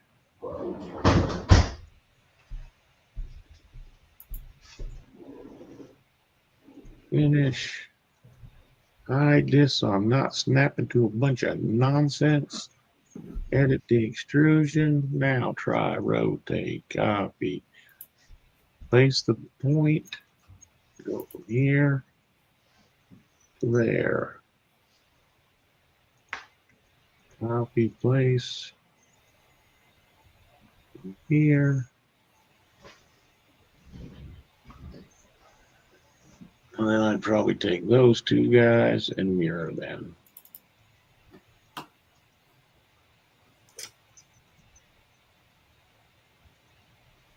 Delete that. Create your new shape. A little bit bigger. So that it cuts those objects. Finish. Go to my 3D view. I thought they were taking stuff up to the ribbon instead of having it below the ribbon. Or was that just some of the commands? Just say they're just starting that process. Oh, okay. They're just starting that process.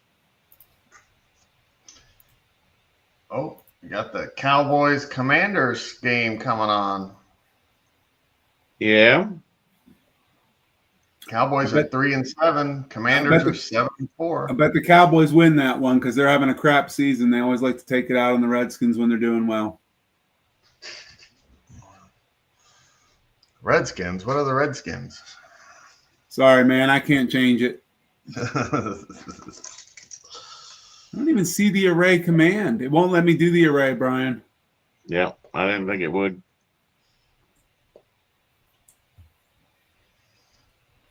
Cowboy Commanders has a ring to it, though, right? Cowboy Commanders? No, it doesn't. Cowboys and Redskins. Shut the hell up. I think that would fake you out if you got those bars going across there and the other, and keeps it. Now I'm only into 4 pieces of geometry. So now the hardest part, that damn blade.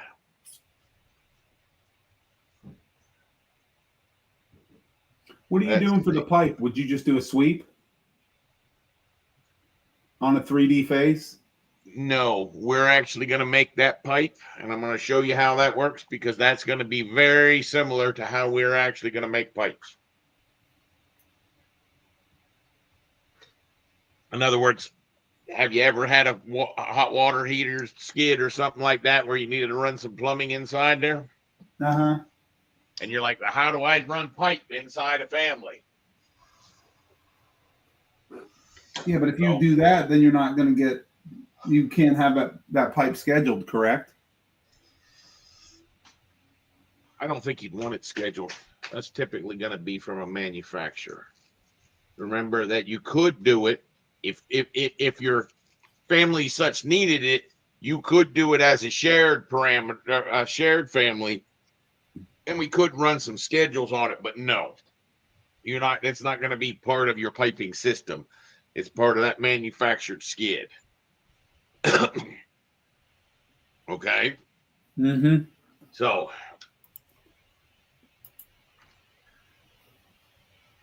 let me go with trying to make that doggone blade.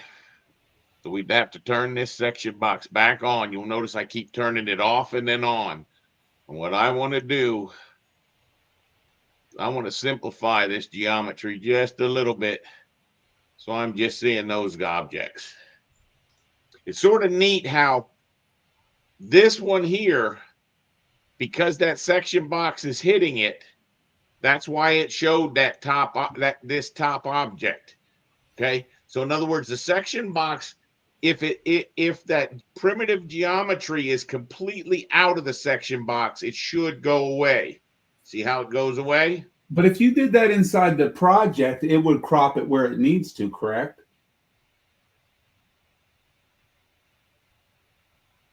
Correct. Why doesn't it do it in the family? That doesn't. It's just a function or a factor of that of the family editor.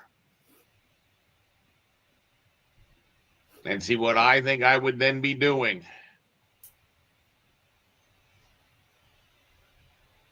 That previous swept blend that I did. If you have to, on your sketch path, you can make it very complex if you want to use a spline. Okay. Mm-hmm. But I'm going to try to keep this much simpler. So I'm just going to go with an arc. All right. Let me get out of that. Let me go into my reference level first, then go into the create, swept the blend, sketch the path, go into the arc, go back to my 3D view.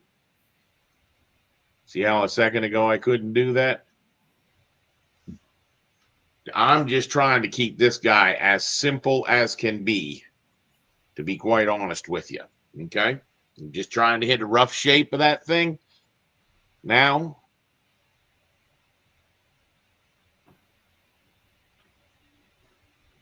we're on that blade right there. So if we actually drew this shape, finish that, select profile 1, verify profile 1 is out there, edit the profile,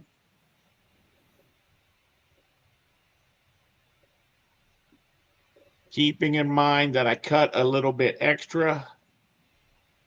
I'm going to go a little bit extra deep. Offset that by 1/4 inch.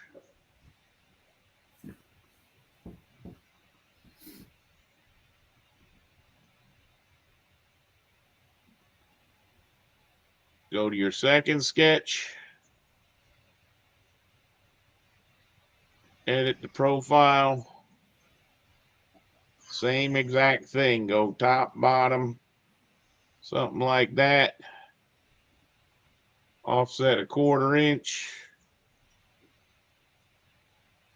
Cap it.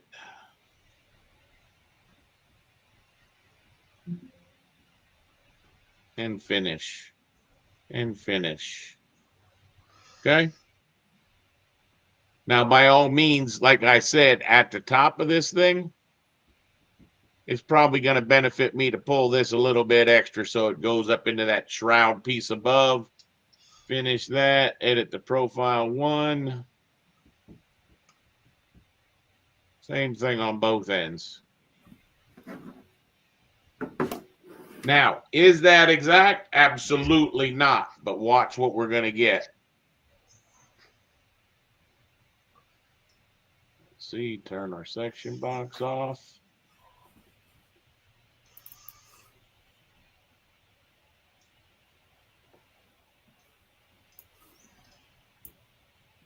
So this is where I said, now we can do a little bit of tweaking and actually see, double click. I'd want to take this up to that shroud. I'd want to take this down to about where it hits. Finish. Same thing on the other side. Down to where it about hits. And up to where about it hits. Now we've got something closer. Need to go a little bit more up top here. By all means, you could even add yourself a couple extra radiuses if you wanted. All I'm looking for is that little bit of gap that I'm missing. You see how I'm just tweaking it real quick by keeping these shapes simple. You can do this. All right. Now, I would not recommend joining those. And I do believe that came in there like that. So now all I really need to do is go to that 3D view. Polar array. Polar, give me 5. Place my point. Do a 360.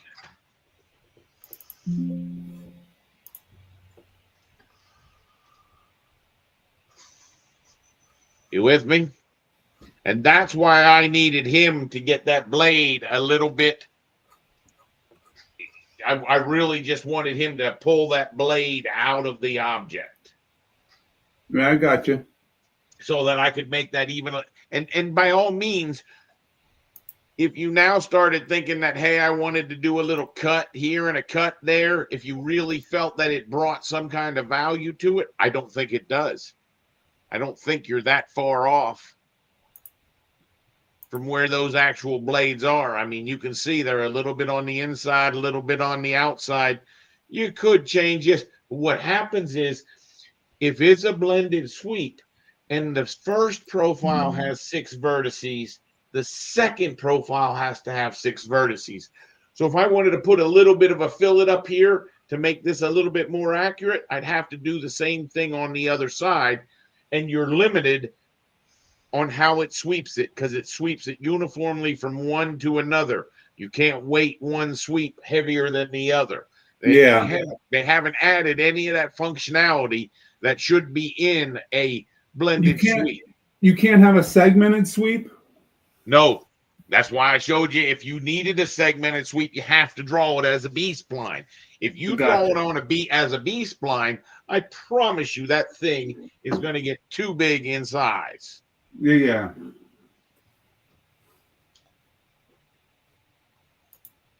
Which leaves us to the pan at the bottom.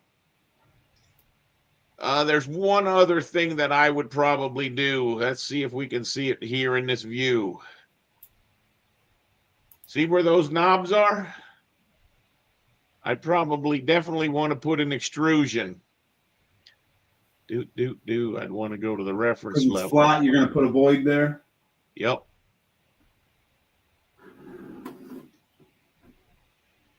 Can't see it in this one. So we just go to create extrusion, go back to our 3D view, and now I can put myself a nice little flat right in there. By all means, it's a good idea for you to keep these things square.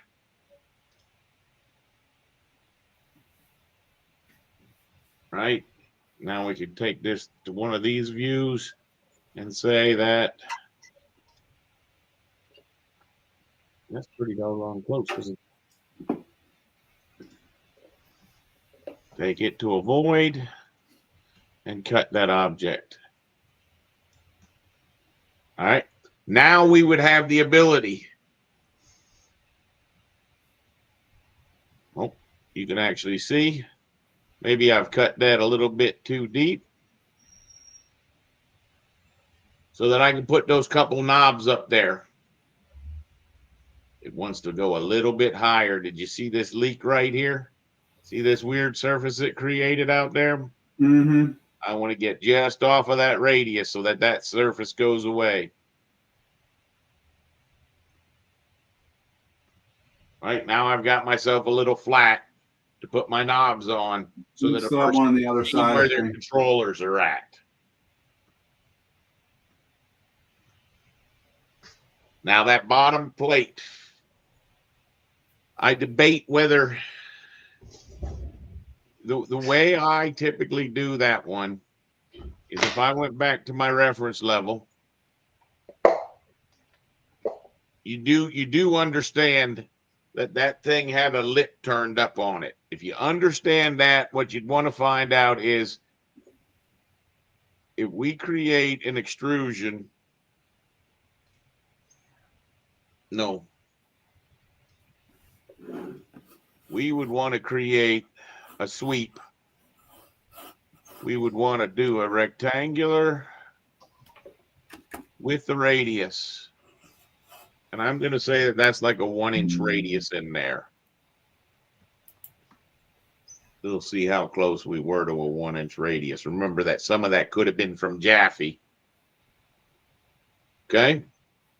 What that allows me to do, the reason I did that as a sweep is now I just need to look at this guy and know that this is a 1-inch, right? I should somewhere know that he's 1-inch.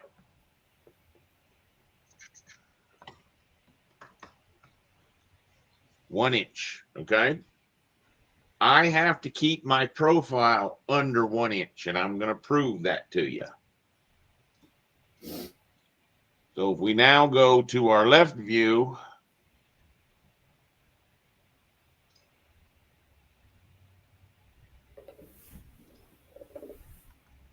let's change this up to a 12-inch. Create. Nope. Finish our sketch path. Edit our profile.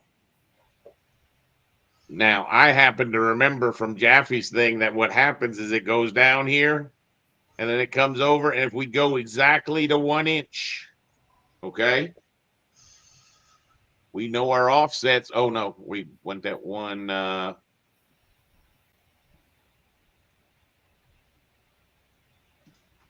right, now our offset. And you can see this is where it gets tough because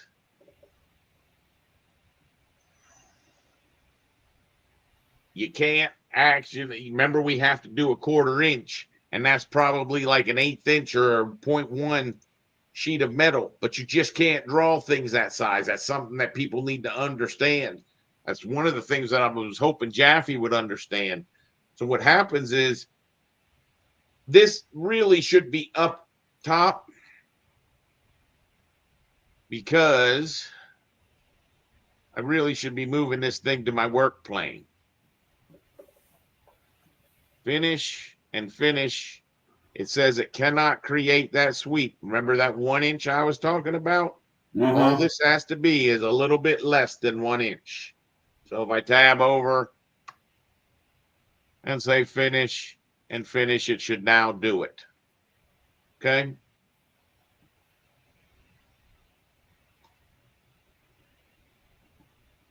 Now, ironically, if we move this up to where that pan really goes,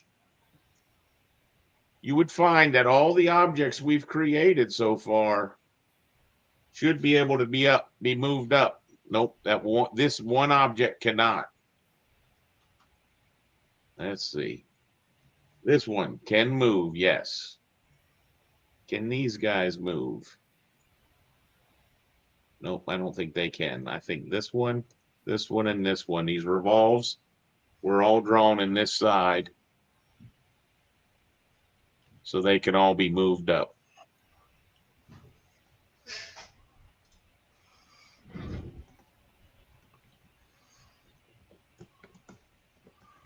Now let's figure out these guys.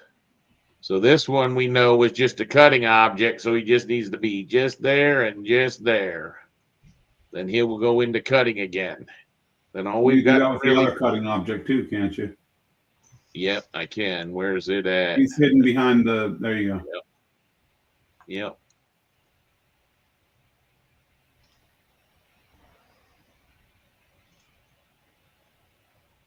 And then the last thing that we've got to get, and I don't know, you might be able to just take these guys.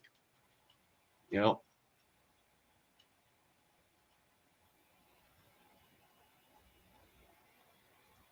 So now it's more realistic of where it's supposed to be. This guy lost its cutting ability.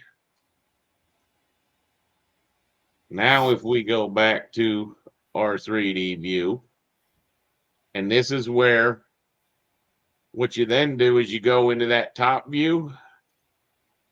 You say create an extrusion. Go back to that 3D view, go up to the top. Say select these edges. Tab all the way around, finish. What this would allow you to do is take him,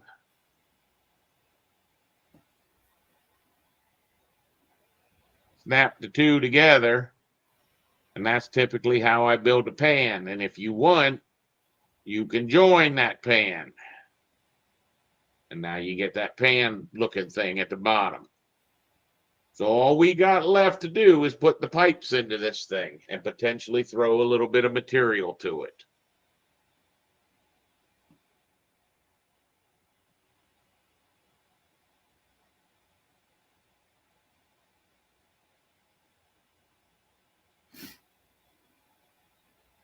So we need the pipe, we need the pipe radius, we need the buttons. And I think that that's where I would stop with that object. If I did, let's see. So this was yours. So if I do a save as. Don't you have to purge out the other object? Well, we will in a second. But what I wanted to do is I wanted to see how much I'm going to change from his to mine. Okay. So when I do this, I'm going to do a compact. I know I haven't deleted it yet. And then I'm going to save as my mesh.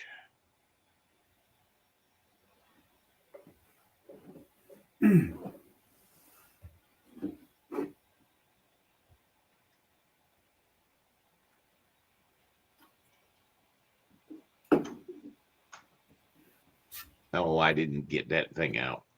You warned me. We're going to come back and put that little bit of missing detail in there. But now we can file, save as family, options, compact, okay, and save.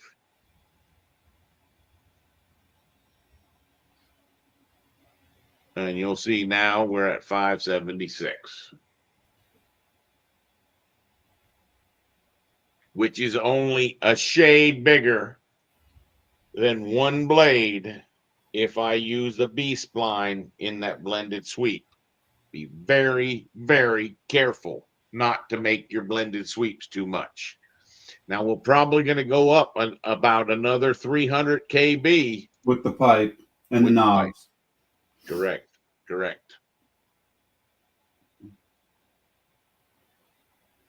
And I want to go watch that doggone video to figure out how I was doing those pipes.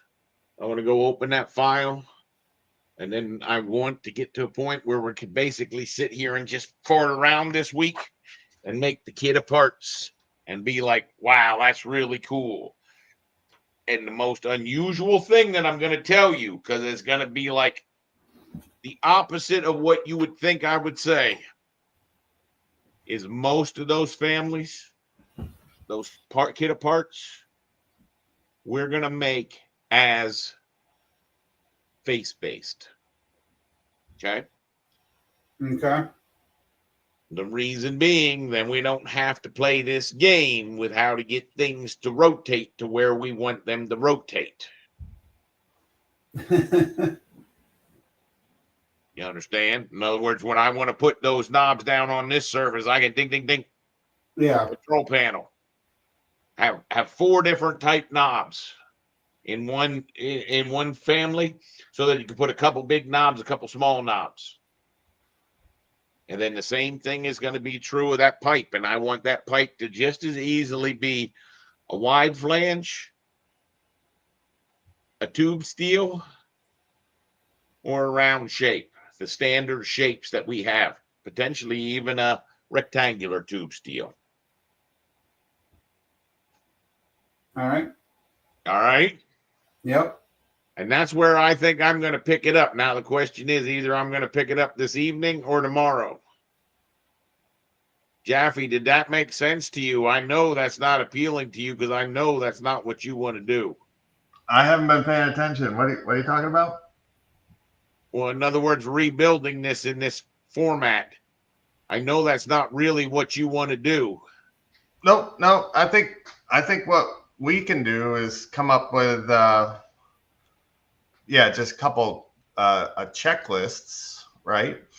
For those two, like assessing the people's what they need it for and what kind of quality of family. I mean, you have to have the understanding that if you want it to look exactly like the part, you might pay for it with the time your file takes to open. Yeah, exactly. And that's all going to be driven by their needs, their budgets, their whatever. Yeah. So it's like, so it's coming together, I think. Personally, I think most people want a family that you got to be zoomed out to that distance. And see, that's where I'm saying that looks more realistic than what they had on their page, on their web page. Remember how you said it was built much more simplistic? Yep. Yeah, their question to me was how to use Rhino to convert their step file from SolidWorks to a Revit family. And we did both of those things. Yeah. We did it. The biggest thing that you helped me with was getting, you understand how I extracted the profile for the revolves? Oh, yeah. And you understand how I couldn't, this blade one would have been much more frustrating for me had I not done it multiple times before. But more importantly, you gave me a rough shape to color in the lines for. But at the end of the day, I know that they did a lot with the 2025. That was pretty cool. That was pretty cool what you showed me with the 2025. But yeah, your 500 KB is pretty impressive. For that shape right there, to that level of detail. Yeah, I mean, that's what people should aspire to, but whether that they can do that's another story. That's their problem. Well, see, not really, because you see, that's part of the cleanup step that I'm telling you. If you go do that to 15 families in the average project that's out there right now, everybody on that project would want to give you a kiss. They'd want to buy you pizza and beer at a minimum because you make their life that much less painful. Because when you have 15 bad families, it is amazing how bad it makes it to work in that project. We all know that now, don't we? Yep. The part that's so hard for people to understand is those 15 families are just not worth the pain and suffering they're going through. Yeah, but a lot of people don't know that that's the cause of their problem because Autodesk sweeps that under the rug. There's some truth to that. There's some definite truth to that. So, and that's another aspect I have written down in the notes is how to test performance, right? You're talking about in the Notion thing. Yep. All right. Help me with the Notion thing. I'm going to go ahead and I'm going to accept. It says let's see. This one here, I needed to say accept the invite. Oh shit! How do I log in? Verify with login. With your Gmail, your Verify. yourbim.org. All right.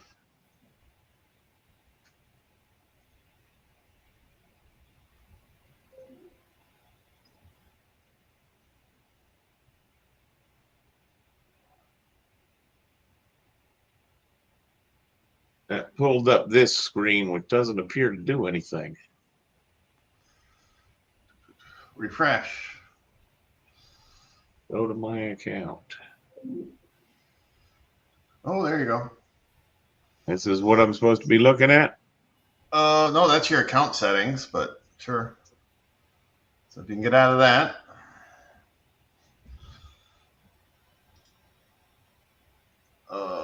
There we go. So see over there, the private area on your left bottom.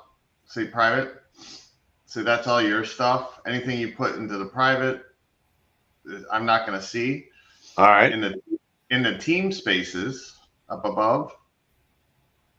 So we have the general category. I should probably make a new category because that if you click on the step to Revit family, so nope, actually click on the one below it. Click on the one below it. The one with the rhino on it. Okay. So you see up at the top, those blue, it says this page is live as a Notion website. So each one of those, if you click on each one of those headers, if you go down to like 03-A curtain wall sort. Yeah. Yeah, if you click on that, see that was like the steps that people were following along in the workshop. And so if they got lost, they could download the Grasshopper file or look at the screenshots. So that's why that was just a little Notion page we made for the workshops. All right. So that one's live, so don't mess with that one. All right. And so I'll probably actually can I make a new team space? So I'm going to call it Stream Yard. Okay.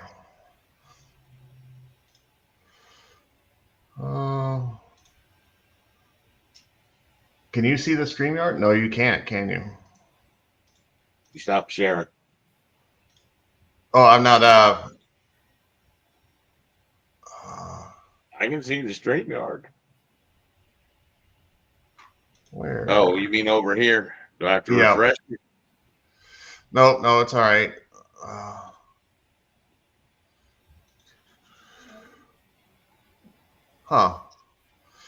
Yeah, I don't know what the team space is a little different. So we're in general because I just want to break these up. But anyways, yeah. So you go in here, right? So it's just starting to rough lists, right, of what to come up with.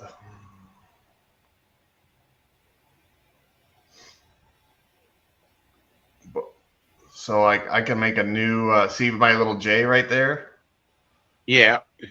I can make a new page called list. And then in that list, by hitting a front slash, you can create, like if you start typing something with a front slash below the list. Oh, yeah, go one below. And just put a slash, front slash. Front slash. That's the backslash. Where the hell's the front slash?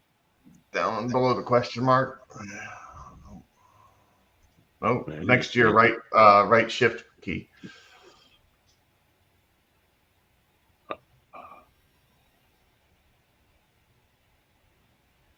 Your greater than or less than. There we go. So you could, yeah, so that's how you can make a page or make a header or a text block. There's all sorts of stuff you can do there. You can do little pull downs, make a, there's to-do lists type stuff. You can make little widgets in there, bulleted lists, dividers. I mean, it gets complex, but that's the essentials of it.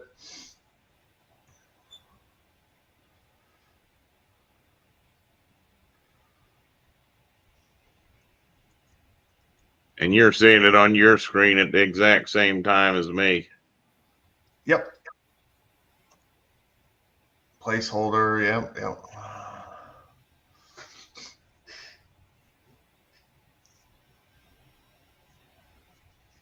And you can move stuff around. Yeah, it's not too bad.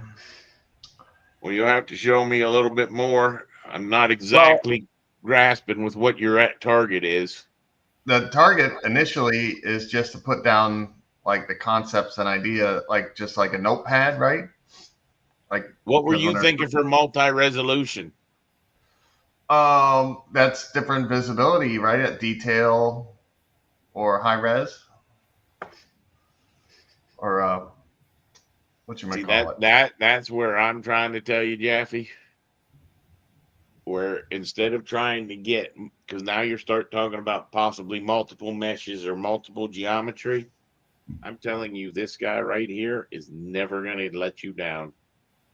You don't need to have. Yeah, I'm just putting down different variables of the family. So maybe that's one we just mentioned that's exactly what you talk about. That it's not necessary to have multiple families per the view detail level. Like you were thinking, Jaffe, you were thinking that maybe this is how it looks in the model until we get ready to release the model for final whatever, and then you would swap the other one in so that it looked a little more realistic. No. Well, think about they've got coarse, detail, and fine. Yeah. Yeah, but if you put something in there, if you put something in there that has those three levels, you're still eating the file size, right? Absolutely. That's where the trap is. That's where I don't think that people understand that's part of the frustration is you think you're helping people out and you're actually not helping them out.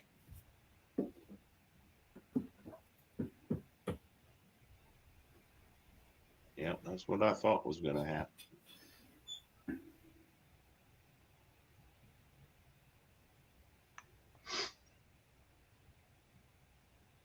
So yeah, initially the idea is that's just kind of an area to spitball, right? Just kind of throw darts at the board, kind of put notes in. When you come up with a silly idea, you can put it there and you don't have to try to think of it the next day.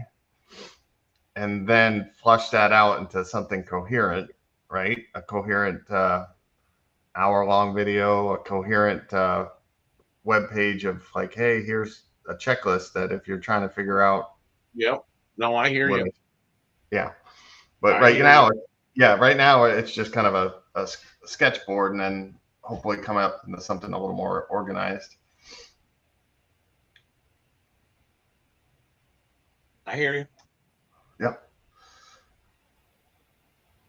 Then the idea, if you do like an hour video and you had some resources, you could make a little live page that you could link to that would always be there if people needed to go to it with a file or two, right? Yep.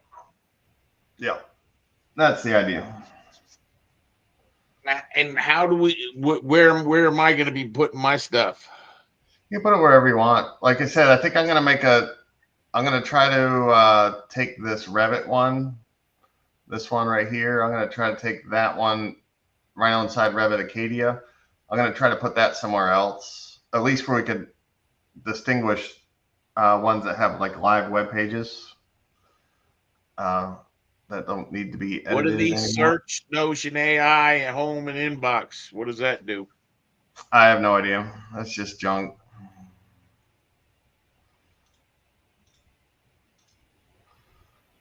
Recently, basically your splash screen. You don't know what get answers powered by knowledge from AI on your workspace No, it's super annoying. I wish I could figure out how to get it out of there. Yeah. All right, I'll try to play with that. How much does that cost? I think I've been paying it's like 150 a year, 140 maybe. All right, I've been paying for it for years. but you only have two. Yep, yeah, that's only two people. But now, can we share this stuff? You said this was on a web page. Like, does Yep. Eric have a way to see this?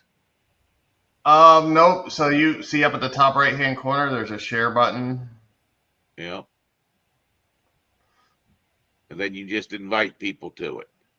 Yeah, yeah, you could copy a link. And you could share it or you could publish it. So see up top, there's a share or publish. Publish would like kind of keep it as a live website. Oh, okay. Or you could share it. And I'm sure once you published it, then you could actually make it accessible on your website. Yep. Yeah. It's got all sorts of little features and stuff, but so I have like thousands of pages in my private area. Yeah.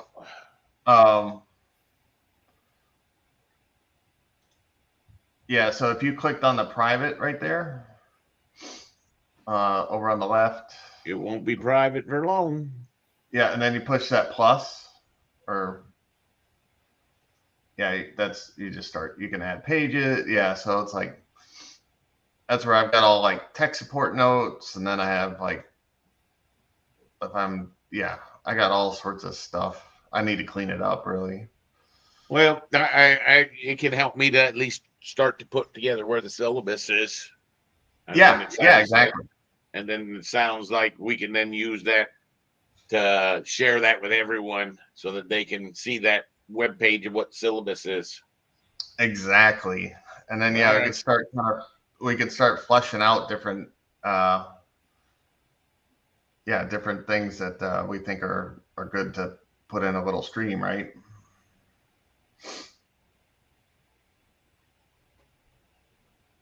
All right. Well, that being said, Eric, I'll reach out to you this afternoon. All right. See whether we want to draw some more. Do you think you want to do a rhino tomorrow, or do you want to just maybe do one on Tuesday? Whenever. Would you be available for 9 to 9:45 tomorrow? Yeah, I knew your Mondays were bad. All right, we could do something Tuesday morning for a little bit. All right, I'll reach out to you tomorrow, and we'll see if we can at least stay with at least one rhino this week. Okay. Eric, let's just try to stay positive with. I'm thinking that I'll probably holler back at you around 6 or 7 o'clock when it starts to get dark out. All right. What I'd like you to do, though, is I'd like you to really rack your head, even if you're not at your computer. You go do something, rack your head on what would be in that kit of parts. What are those things that trip you up in the average family that it would be nice to have? All right. Okay? Yep. Jaffe, thank you very much, buddy. Oh, man, thank you. Have a good one. Appreciate you guys both jumping on. Later, everyone. Later.